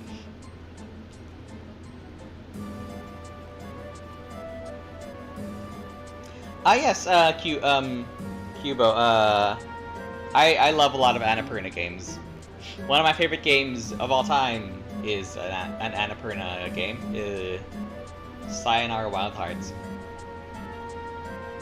I still have not super gotten into Outer Wilds. I'm still confused about what to do. But since I refuse to look up any guides, I'm just kind of wandering around, still lost.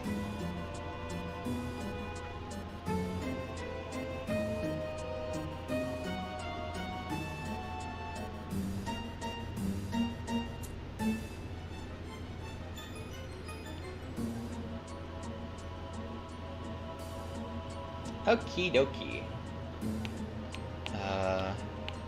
Thinking now about what species the imp should be. Well, I will explore Outer Wilds. I will still explore, but I'm still gonna be confused. Okay, time for me to look around my room again, get some inspiration about what the imp should be. See my posters of various media, different video games that I like.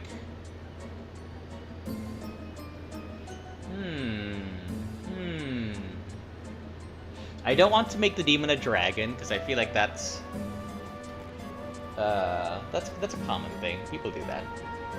Make the dragons the evil character, the villain thing. Let's see, I see turtles and fish. I see mice characters. Oh no, my text will give you clues on where to go next. Alright, I guess I could look at the text better. The first time I played Outer Wilds, it was on the Steam Deck, so reading the text was kind of hard. But I have a PC now, so I should give it a try again.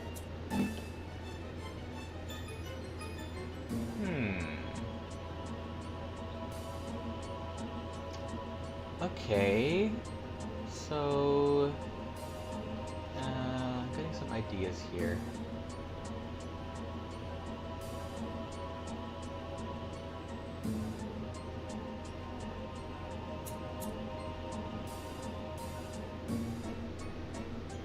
Oh, shiplog as well. Yeah, same drops. I was looking at my Smash Bros poster, and I saw Pikachu. I was like, mouse imp?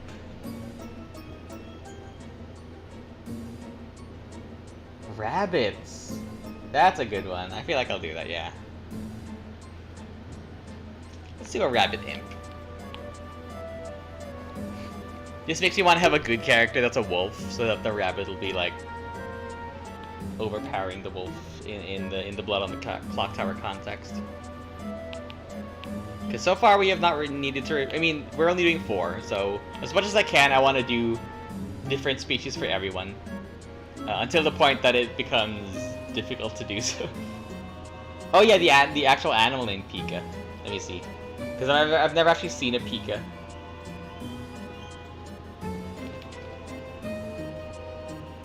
Oh, it's adorable.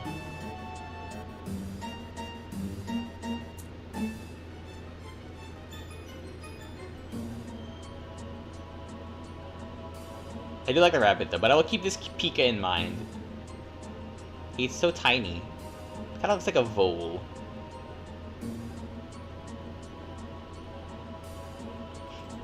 So let's search for rabbits. So many adorable rabbits. Okay, so how do I incorporate the design of rabbits to the imp? Let me think. I mean, I could just add the tail and stuff. That's an easy way to do it.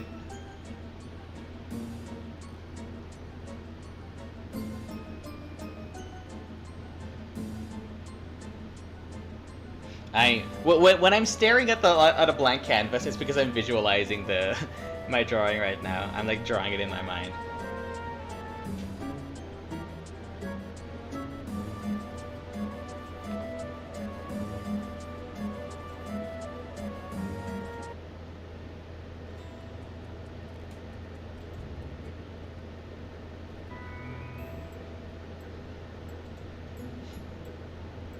I have returned to the Bonneton OST. This is the music that I really wanted to play mainly during this stream, because it seems to fit the vibe so well. It's kind of spooky, but also kind of fun, kind of whimsical and fantastical, but also dark.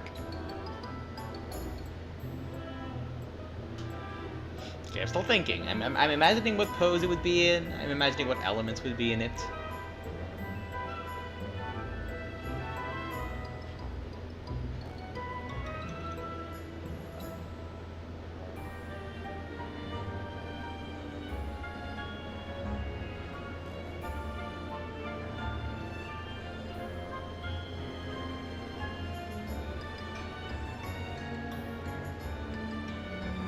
Okay, I'm thinking of like a cross-legged pose. Maybe holding the imp trident. Yeah, I feel like I have an idea of what I want to do. So let's get some sketching in. Hopefully it works out the way I want it to. Excuse me. Achoo! Sorry about that.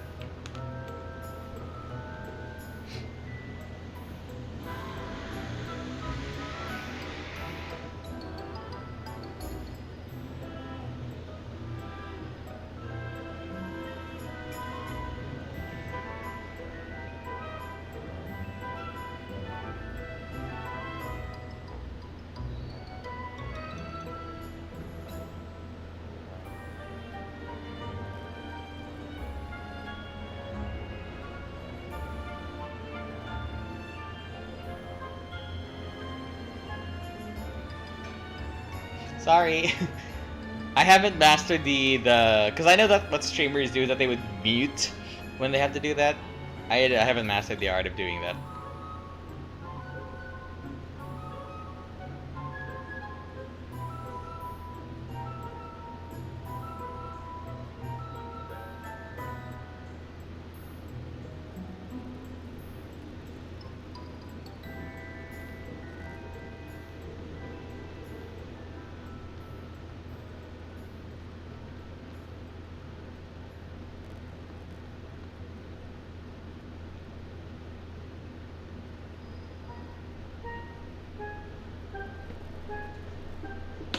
Okay, so we got a pose that's gonna look a little something like this, because you've got the imp sitting impishly. Because in this scenario, they had just taken they had just stuck their trident through their victim. The innocent townsfolk who trusted this bunny rabbit. But it turns out that they were the demon all along.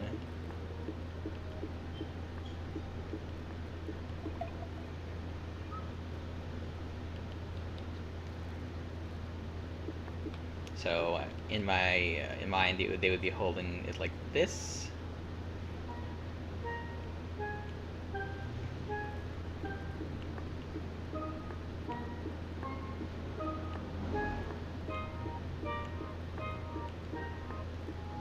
That is the wrong angle. Well, I'll fix that later when I'm not sketching. When I'm not rough sketching. It should be lower as well, because if you're going to clean the spokes, then your hand should be where the spokes are. Over here. Yeah, like this. Yeah, like this. Tilt it a little like this. Yep. One hand here. And one hand here.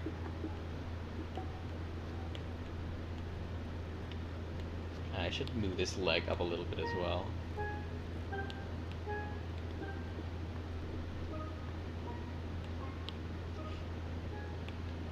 Is it because my voice is very relaxing and pleasant? This is your sleep aid stream. Breathe gently and slowly.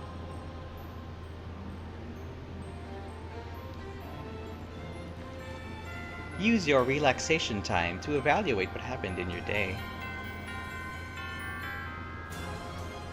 Oops, wait, this music became very exciting. Hi, Chewie.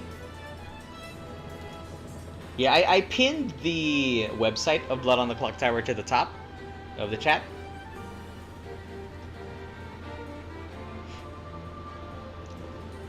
Basically, if you're familiar with games like Werewolf, Mafia, Town of Salem, and almost certainly you're familiar with Among Us, Blood on the Clocktower has similar mechanics to that. You're trying to find who the imposter is, you're trying to find the bad guy. The bad guy in this game is the demon. And each player has cool powers that they can use to investigate. But of course there's going to be obstacles like some false information for various reasons. People will be lying to protect their roles. They'll be deceiving others who they think are suspicious, etc., etc. It's a board game that can be played online or in person. All you need is some way to talk to each other. Like, I'm fairly certain you could play Blood on the Clocktower in just text. Probably. Some mechanics will be hard to do without voice chat, but it is possible, I think. Yeah, social deduction game with powers. Also, I need to fix this bow. Something is wrong about these legs. They might be too large for the... No, that's fine. I just need to make the angle lower, I think. So let's move this downward.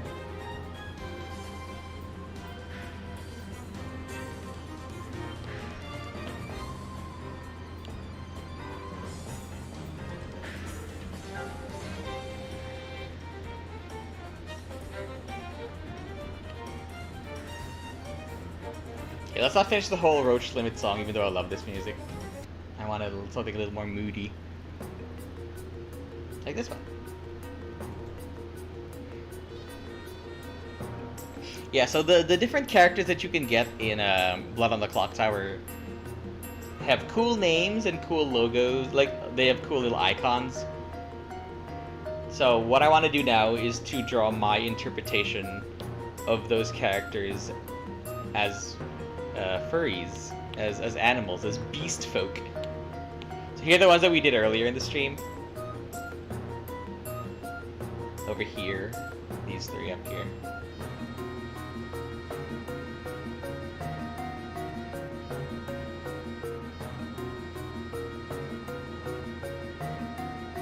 You know what, I wonder if I should change the backgrounds of... Nah, I don't know. Like, I have the chance to change the background so that they're all using similar colors. So all of the townsfolk would use this background, all of the minions would use this background, etc., etc. Or I could just do it per character. So, thinking about it. Hi, kitty!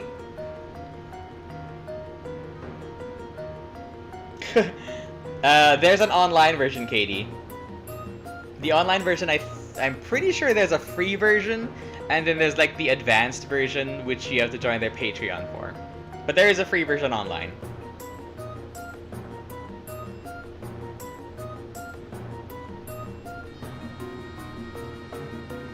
The cheapest edition would be just to draw them yourself. Like, get some pieces of paper or old pogs that you can draw on and make the icons yourself. The rest of the game can be played just with people sitting down. It's mostly a talking game. The storyteller just needs to keep track of everything else.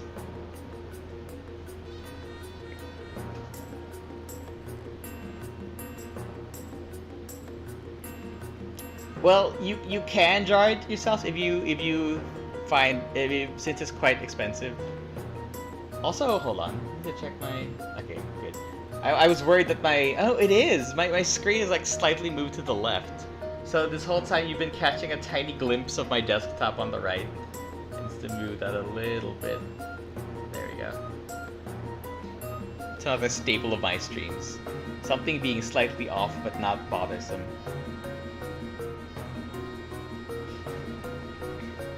Yeah, like the icons in the game they're simple enough that you could draw them.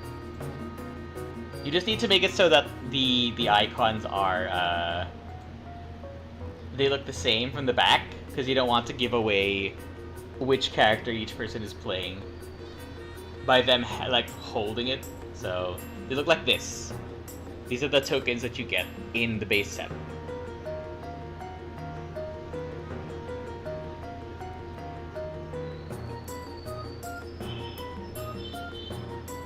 But yes, that's why I am drawing them. Anywho, continue time. We shall make our imp character.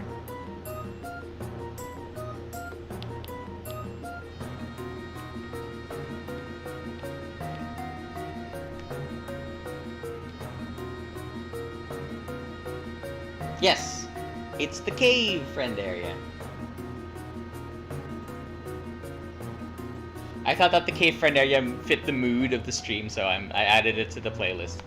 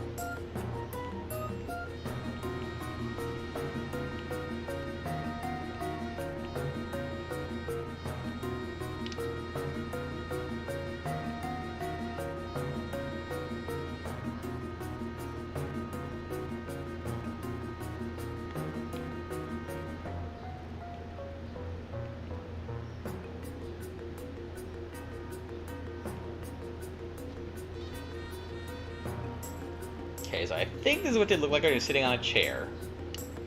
Let's draw a chair here so that I can visualize it.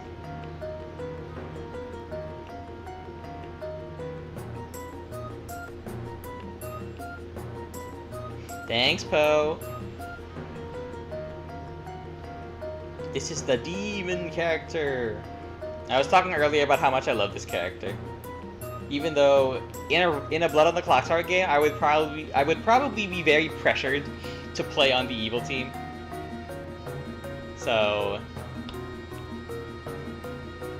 all of my knowledge does not come from me playing the game. It comes from me watching people play the game. There are two ways to watch a Blood on the Clocktower game. You can do the storyteller perspective, where you can see everything that the DM, GM, they call it the storyteller, can see. So you have all the information. Or you can find a player perspective, so you know as much as a player does. Evil players will almost always know their own evil team, and good players will know nobody, unless they have some sort of power that lets them know somebody. The rest of it is just people talking to each other to gather information. Oops.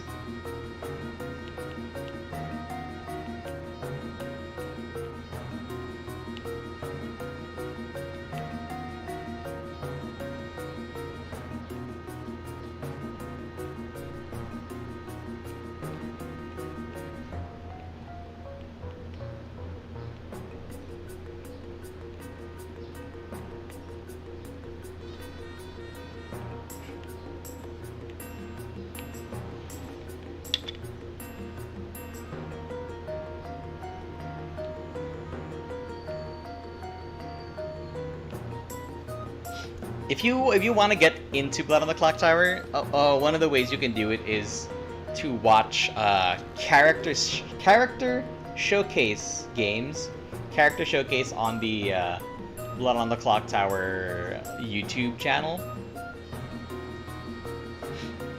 because those are some of the ways whenever they do like experimental characters or new characters, they usually put it into the basic script so that it can be like the highlight of the script. Because the window that we've been looking at, that's the base script I said earlier, the Trouble Brewing. The characters in Trouble Brewing are meant to be easily understandable and can fit in many other scripts. Because as the expansions go on and on, the characters get more complex, they get more, they affect the game in different and larger ways.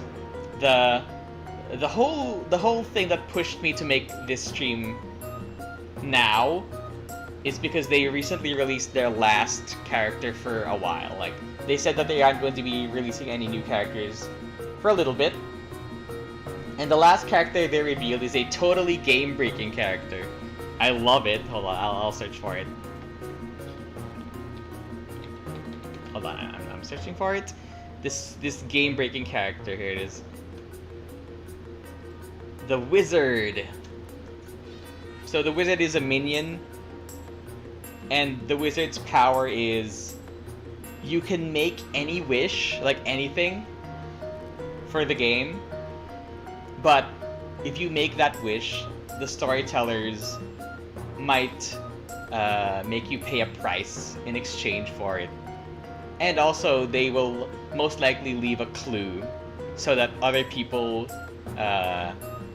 will be able to deduce what the wish was. So, like, you could wish, I wish that there were... I wish that every good player will die except for one. Like that.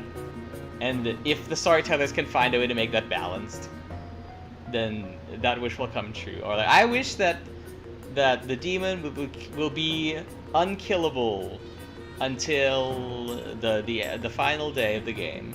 Hello, Alonzo. Basically, you can just wish for anything. Like, of course, the reasonable storytellers will not make it impossible for the good team to win if the wizard makes a wish. But like, it's just crazy. The things that you can do with characters like this who make wishes. Thanks for the follow! The wizard is one of my favorite characters that break the game. There are, I think, 2 others. The Atheist and the Amnesiac. I love both of those as well. They're just very complex. Like, you wouldn't want that to be your first game.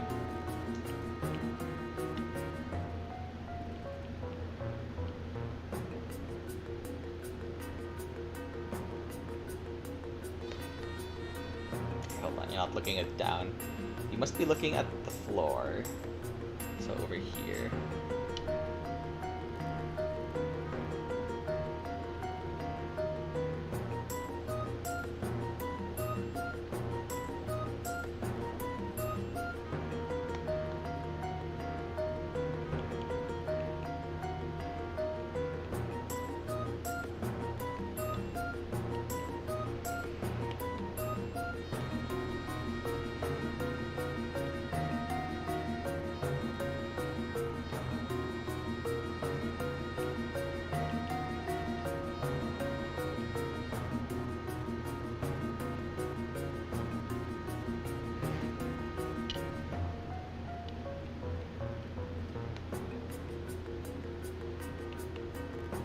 I've accidentally made both of the evil characters have, like, front teeth. That's not a bias or anything, that just happened. Although, I don't have to put the front teeth on the bunny.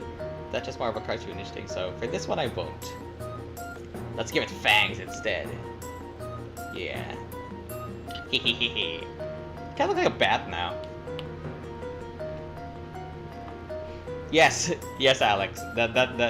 The wizard can do that. But the wizard can also make a wish. I'm pretty sure the wizard can make a wish before the game even, like, at the very beginning of the game. Let me check.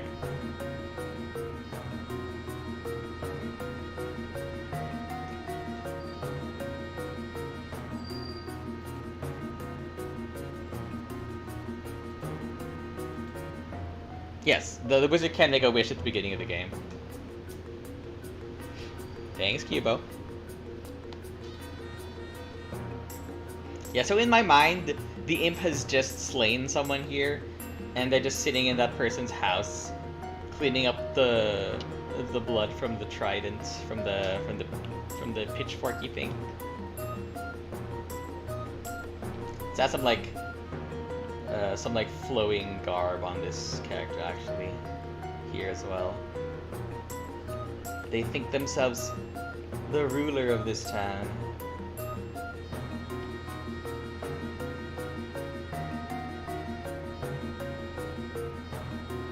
So the horn would be here. And let's get like a long tail with the spike at the end. Oh, that's very good. I like it. I'm very happy with that.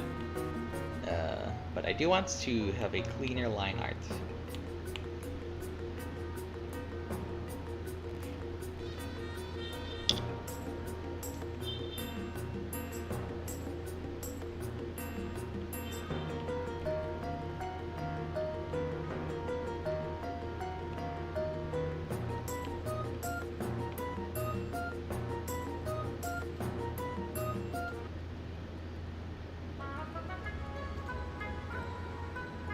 I never actually got to count how many characters in total there are. If I were to draw every Blood on the Clocktower character, like ever, just from the townsfolk, outsider, minion, and demons, there would be over 100, I'm pretty sure. Because there's also the Travelers, which are other characters. Even more advanced characters.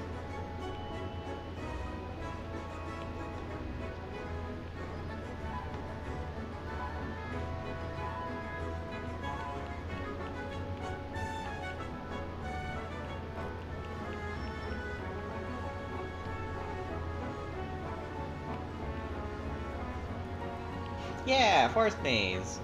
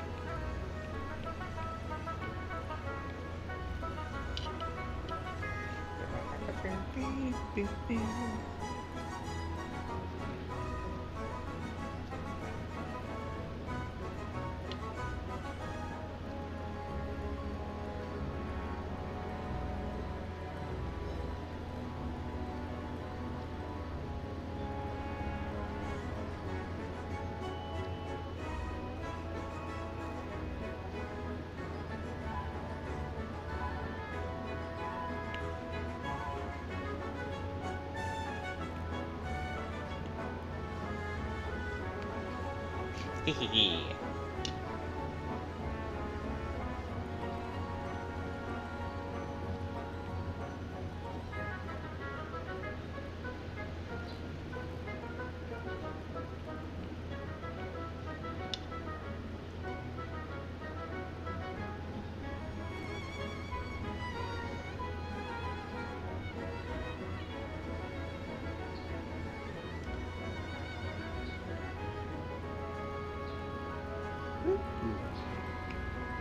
Oh, alright. Another thing that I kind of forgot to mention earlier, but is a really fun mechanic of BOTC. The demon is given bluffs. So at the beginning of the game, the storyteller will tell the demon 3 characters who are not in play, so that when the demon needs to pretend to be someone good, they'll be like, "Oh, I'm the librarian," because they know that there's no actual librarian in the game, so they won't have a counterclaim from anybody. So I love that mechanic.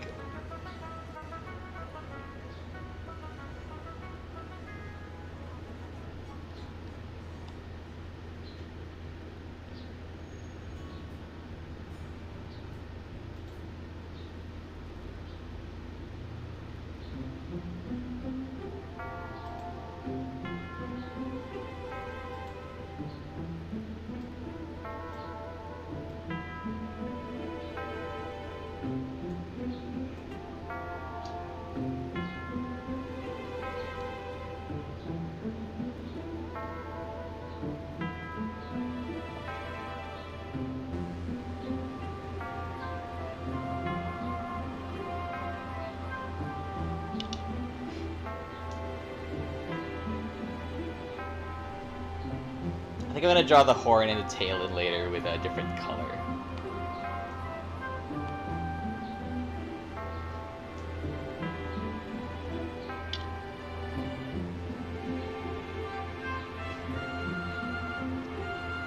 So in the case of these bluffs, You know, the bluffs that the demon are told at the beginning of the game.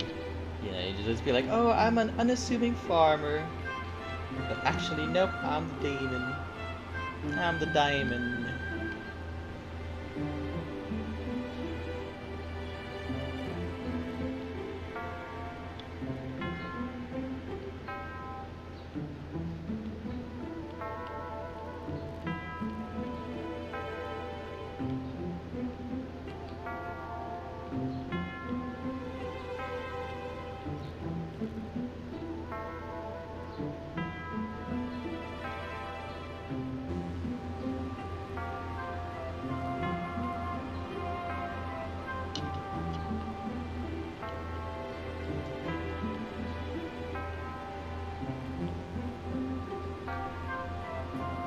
So they're using this clock to clean up, and their weapon of sticking into their townsfolk.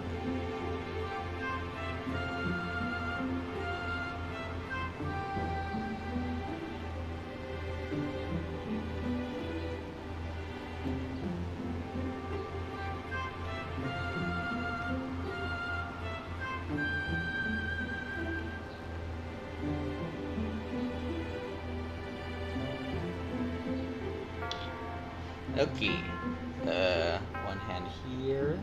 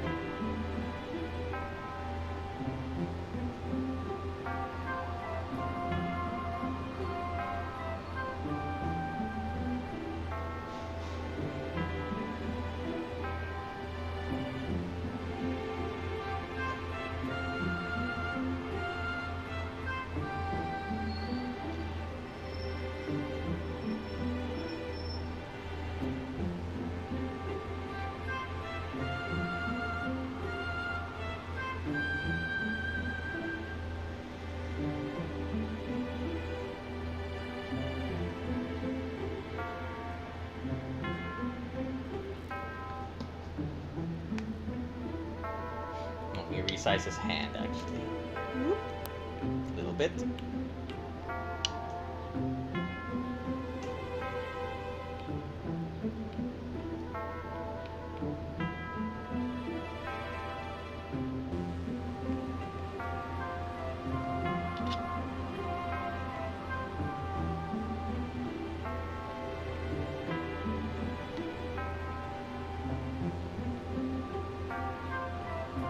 Okay. Yes. Let's put the foot facing this way.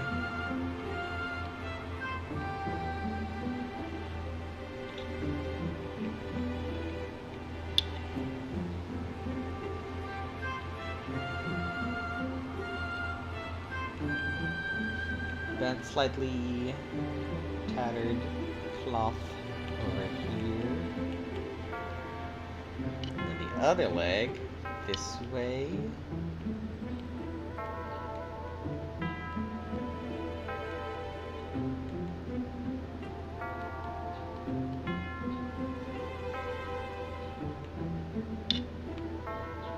Like so.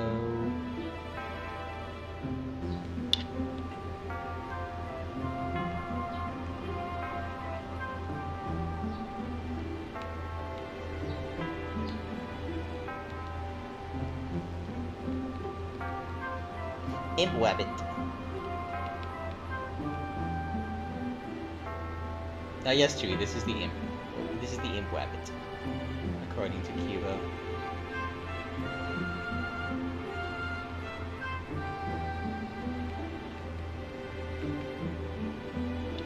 This is the big bad of the game, the demons. Disguised amongst us. Like regular townsfolk.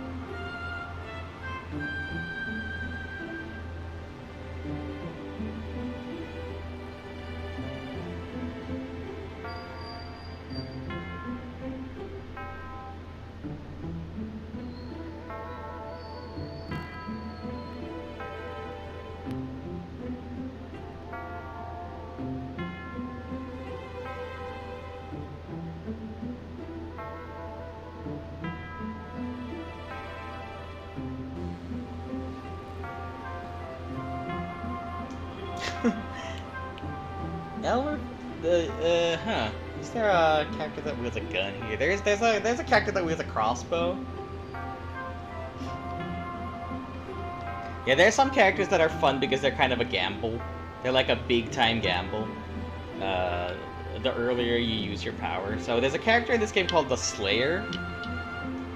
So the Slayer is cool. In public, when all characters are in the circle, the Slayer can say, "I'm the Slayer, and I shoot this person." If they get it right, if they shoot the demon dies, and that's it. The demon dies. But you know, in a 7-player game, 8-player game, there's always the chance that you just shoot the wrong person, and the Slayer can only shoot once per game. So even if they get it wrong, then they don't have powers anymore.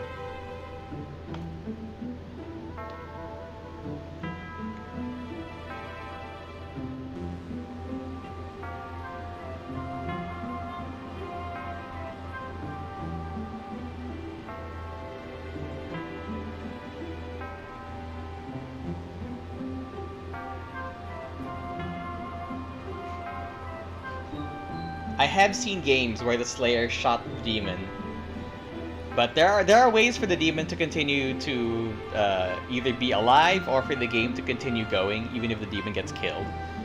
Which is one of the other fun things about Blood on the Clocktower, is that the win conditions can be different, or the reasons why the game is prolonged can be different.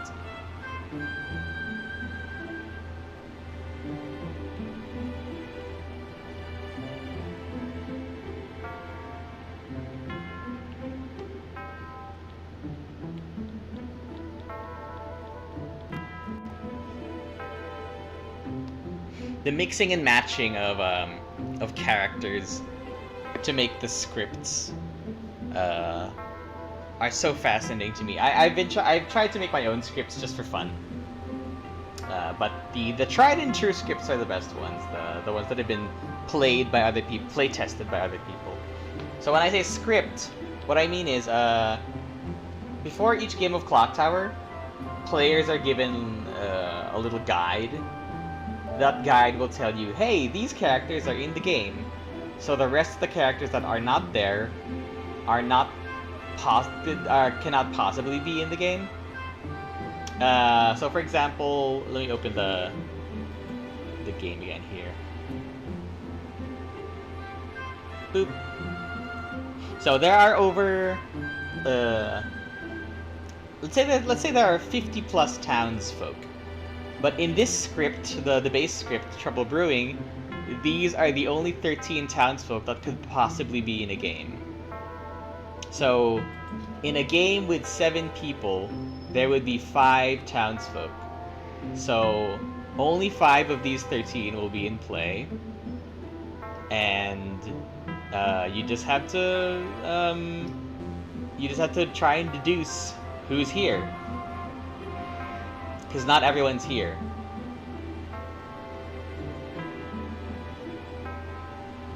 So let's say there's no empath in the game. Someone might say, "Oh, I'm the empath," but actually they're actually the Slayer, and they're trying to look for evils that they can shoot at. But they're gonna say, "Oh no, I'm the empath," and maybe someone else is saying they're the empath because they want to stay alive, etc. It's a cool game, guys.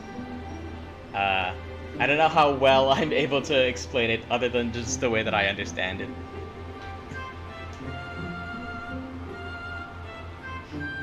I am mechanically correct though. Like I'm not feeding y'all any false information.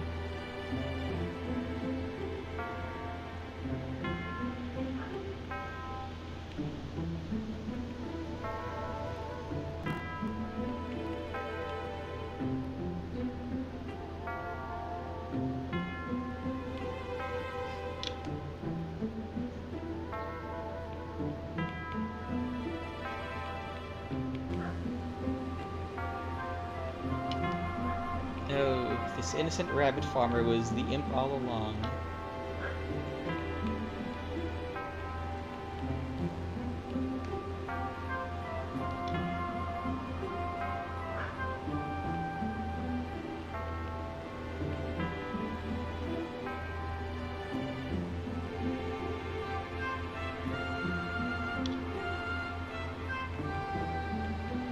He's so evil, his collar popped.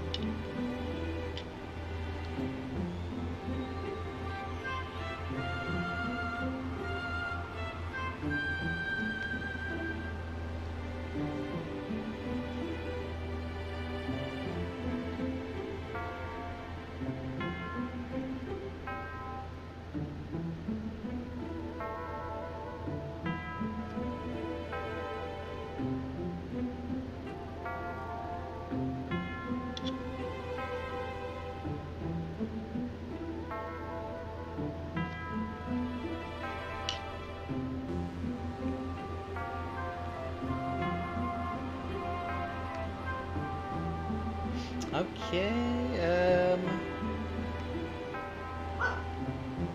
this shirt should be done. Now for the trident for all the red stuff.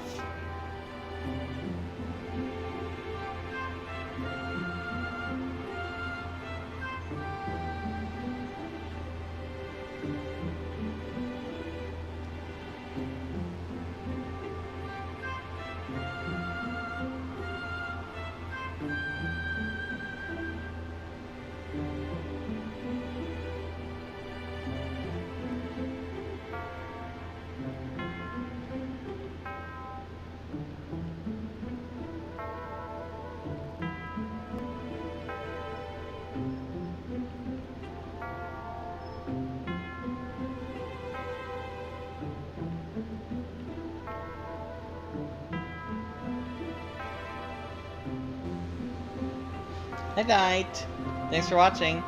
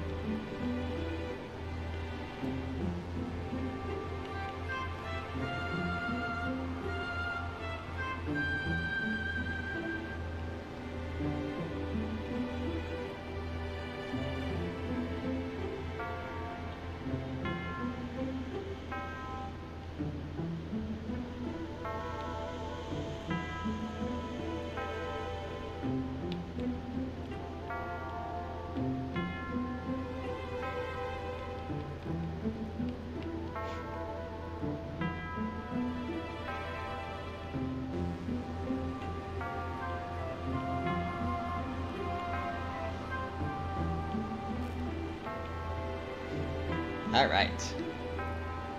Now the tail.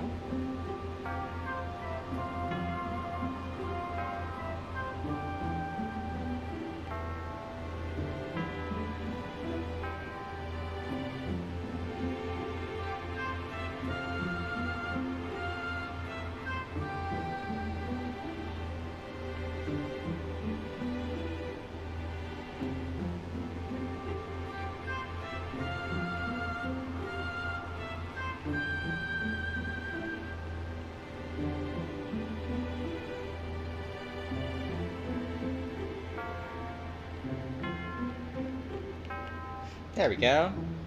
Now the horns. Very easy, just over here.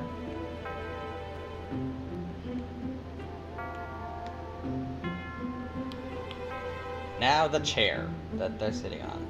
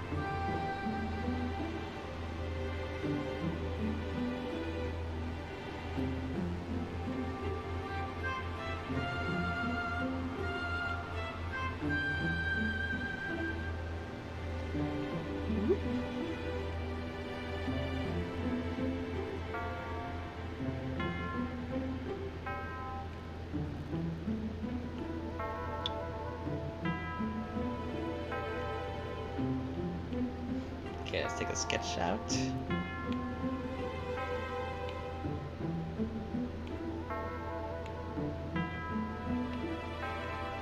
Now for the eyes.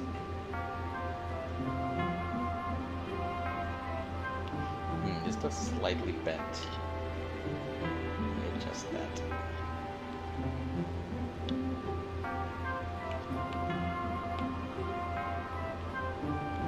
This.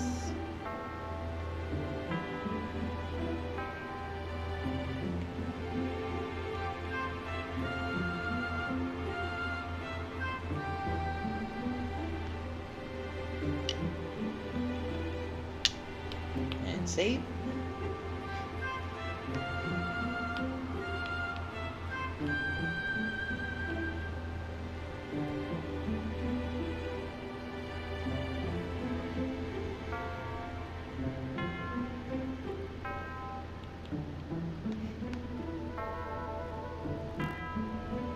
See if I can make it a little darker.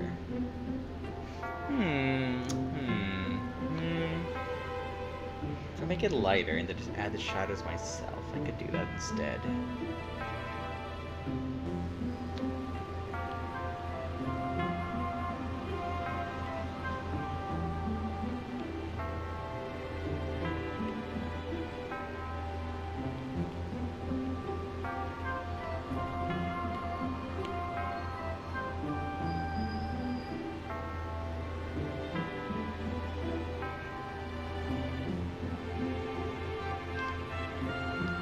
Yeah, save that.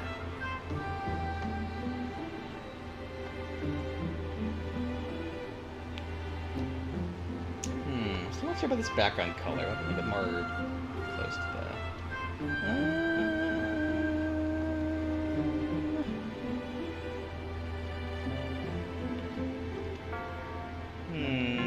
Thinking.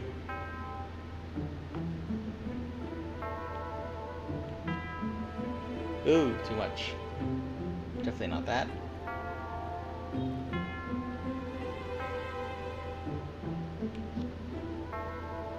Oh, we ended up back here again. Let me take a sip of water while I think about it. See, my tea is finished, so now it's actually water.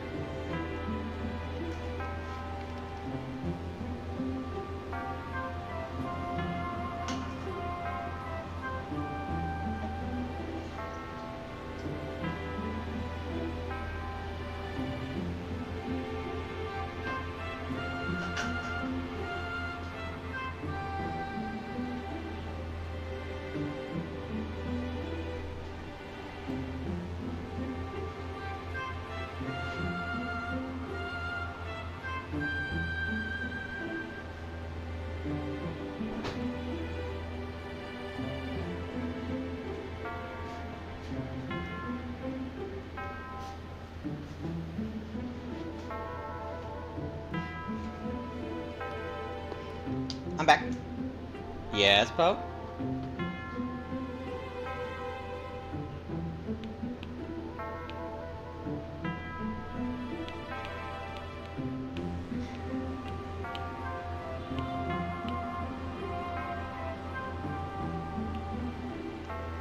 Oh, the corner? Hold on. I have to go back to where that was. Not this one, not this one, not this... Oh, this one. This one? Oh yeah, this is the, This was the PMD poster that I made during the marketing of Avengers Endgame. Because the Avengers tagline was like, Avenge the Fallen. Yeah, so I put Avenge the Fallen, but I made it PMD because, you know, the partner disappears. So, yeah. Thought it was a cool idea. It was very fun to do. Yes! Movie poster. Movie poster. I love making fake movie posters.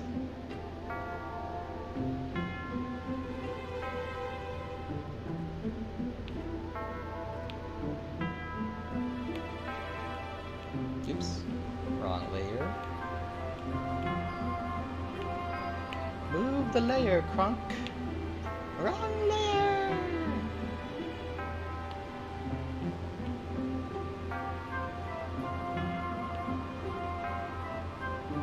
Well, that's good, Cuba. It's good to have a name that you choose for yourself. I mean, that's what happened to me. I asked my friends to call me Garu after having been called Dale for a long time. Although Dale still works, so now I just have more names.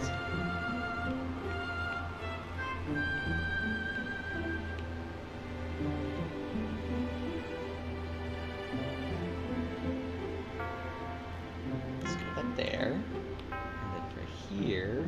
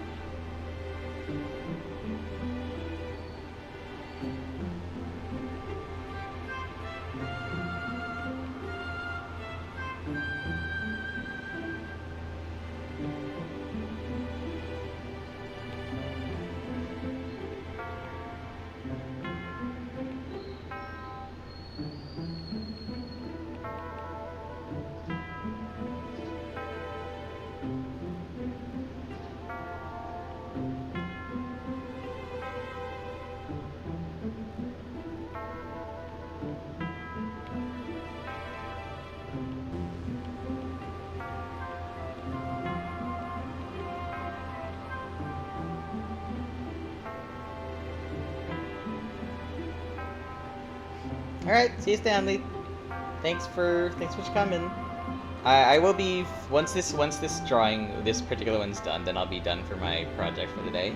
Because I will have drawn one townsfolk, one outsider, one minion, and one daemon.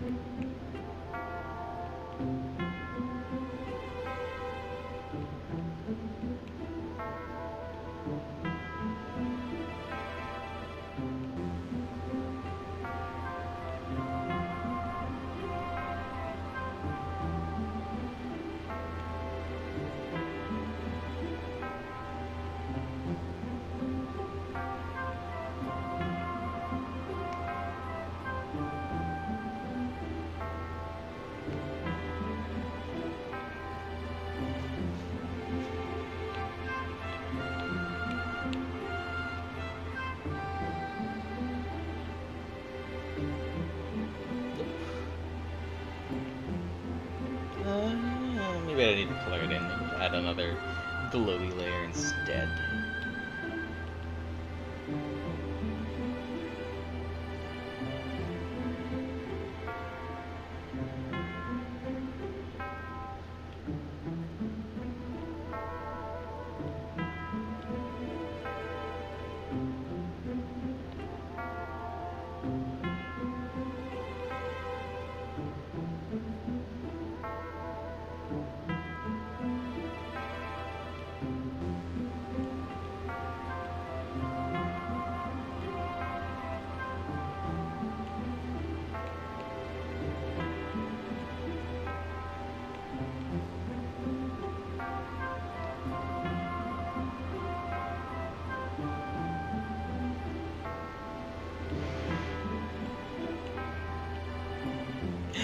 Gosh, that glow looks so good. A little strong though, but like, oh my gosh, I wonder if there's a way for me to add that without making it too eye straining. Or like this. Oh, it kind of hurts my eyes though, but like, it looks really good. I would like this. Let's copy this color and make it go to a slightly less eye-straining hue.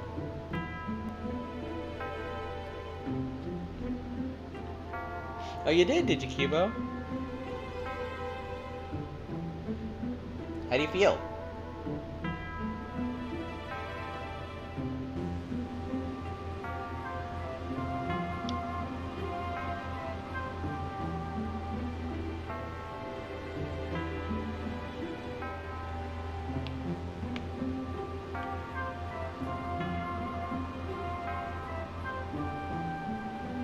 Oh, I forgot to color in this part of the tail, that's why. That's why there's an extraneous line over here.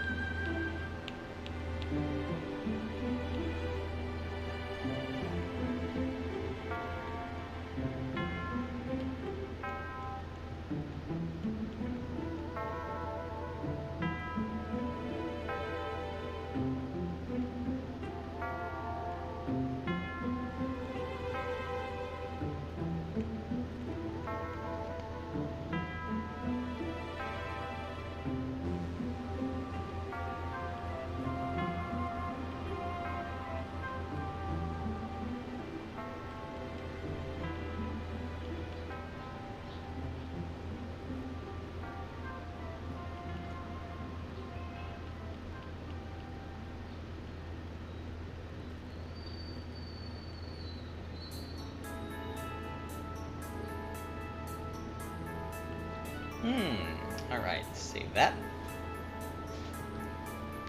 Oh, I'm glad you feel good. It is good to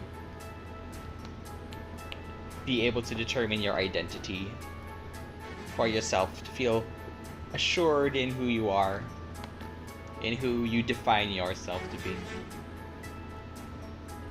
I like when the definition comes from yourself.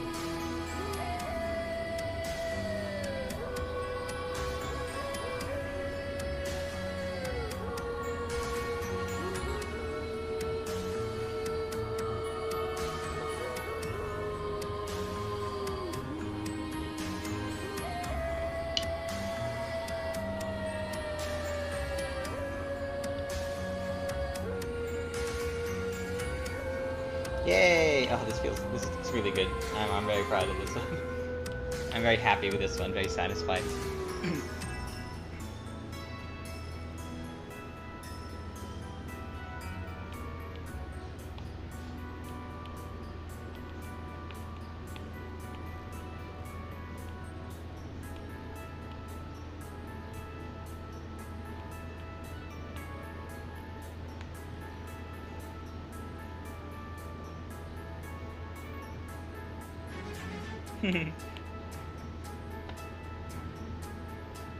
Alright, get some sleep.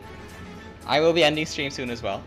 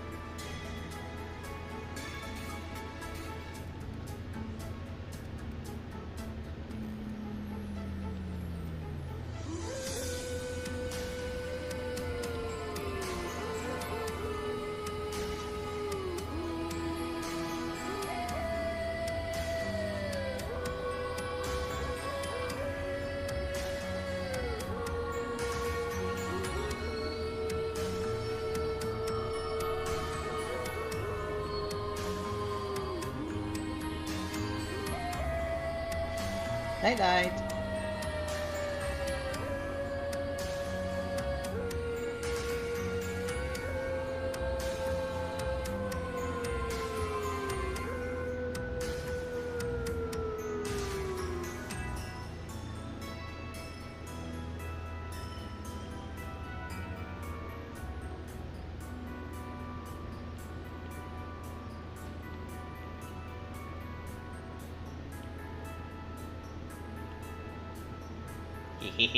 That was very good. I'm so happy. Alright.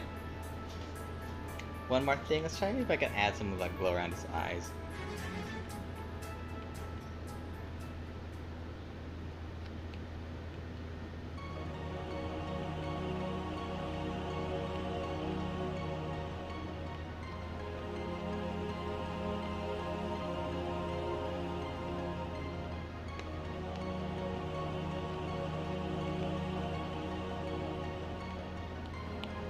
And there we go. Thank you. The imp.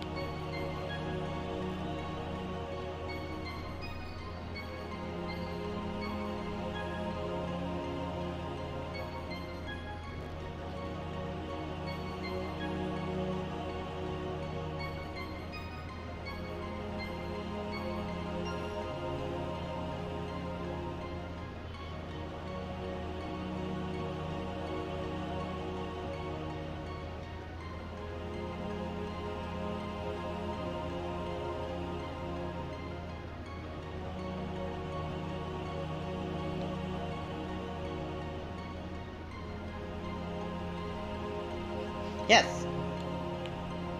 That's the name of the demon. I was saying earlier how it's one of my favorite ones.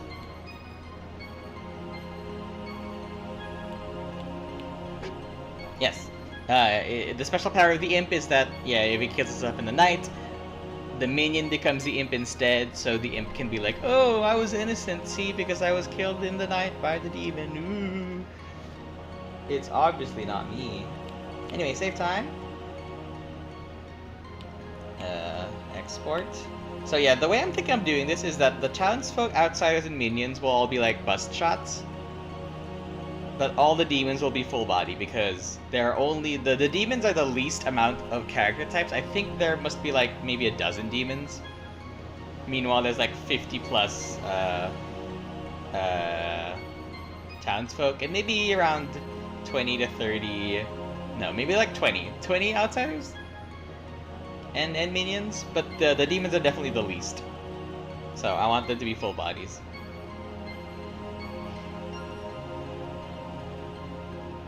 Oh my gosh, I need to charge.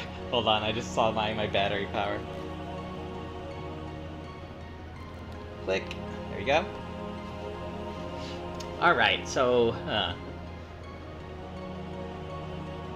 Another thing I could do is just put the name of the game, Blood on the Clocktower, somewhere on the artwork. Because I want it to be associated with the game. I don't want it to just be like, I'm drawing whatever these are. So let's see. Let's add in like... Blood on the Clocktower.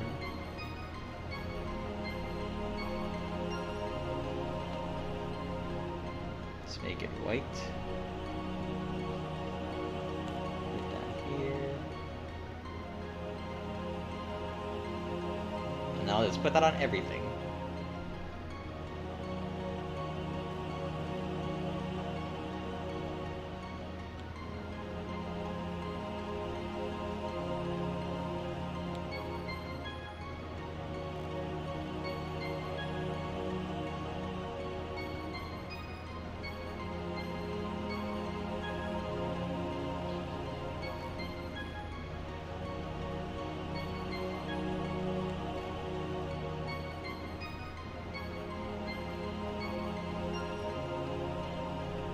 save. Let's rasterize this actually. Now we save. Copy the text. Export as PNG. And now we do the same for everything else. Just paste. Let's move the name of it to match the bottom text. Save. Export. And then again.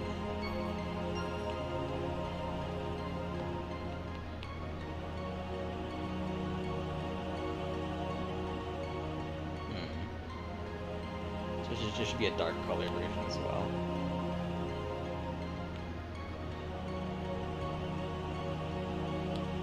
Save.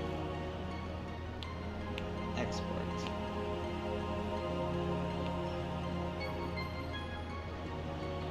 Actually I can move the word poisoner a little bit. So let's do that. Up and to the left. So we get it more balanced.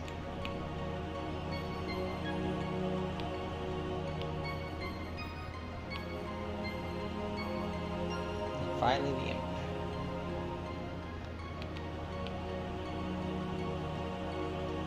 Smooth that underneath the name imp.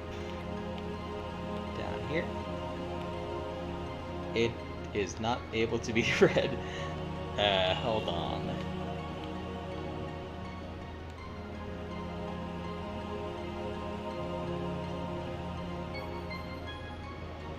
How do I just decrease the ink name just a little bit? There we go, now it's visible. Now let's turn this into black text.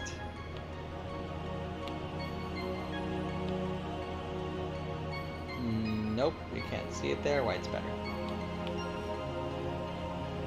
Save and export.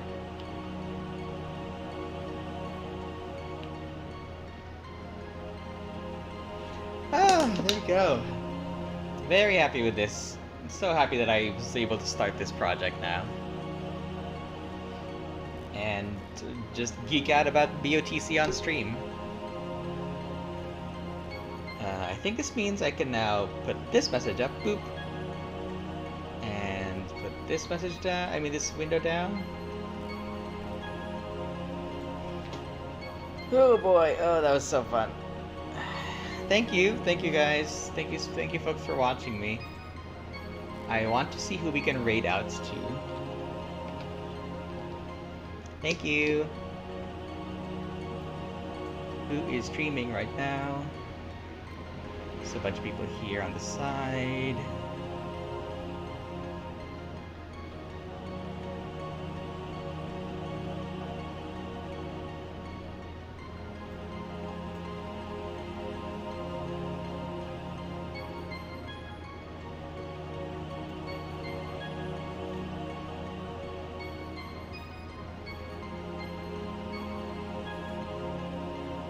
I don't think anyone's playing BOTC right now, hold on.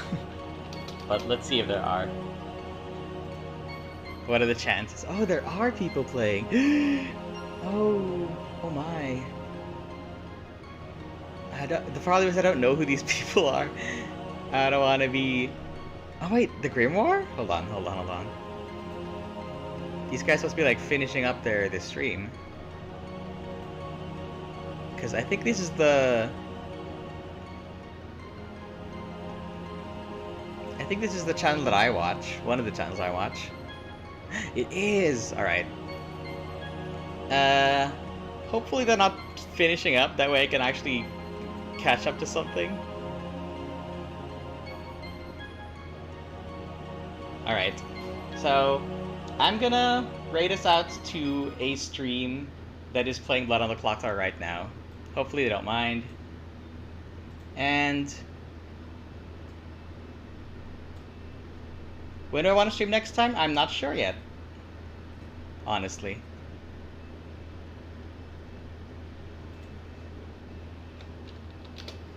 Raid the Grim GG. Okay, so hopefully this works.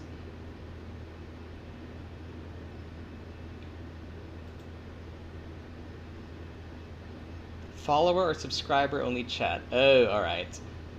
Well, I'm gonna follow. So, yeah, like, I don't think we need any raid message or anything, but, like, let's just raid anyway. So, thank you so much, guys, for indulging my interests, and I'll see y'all later.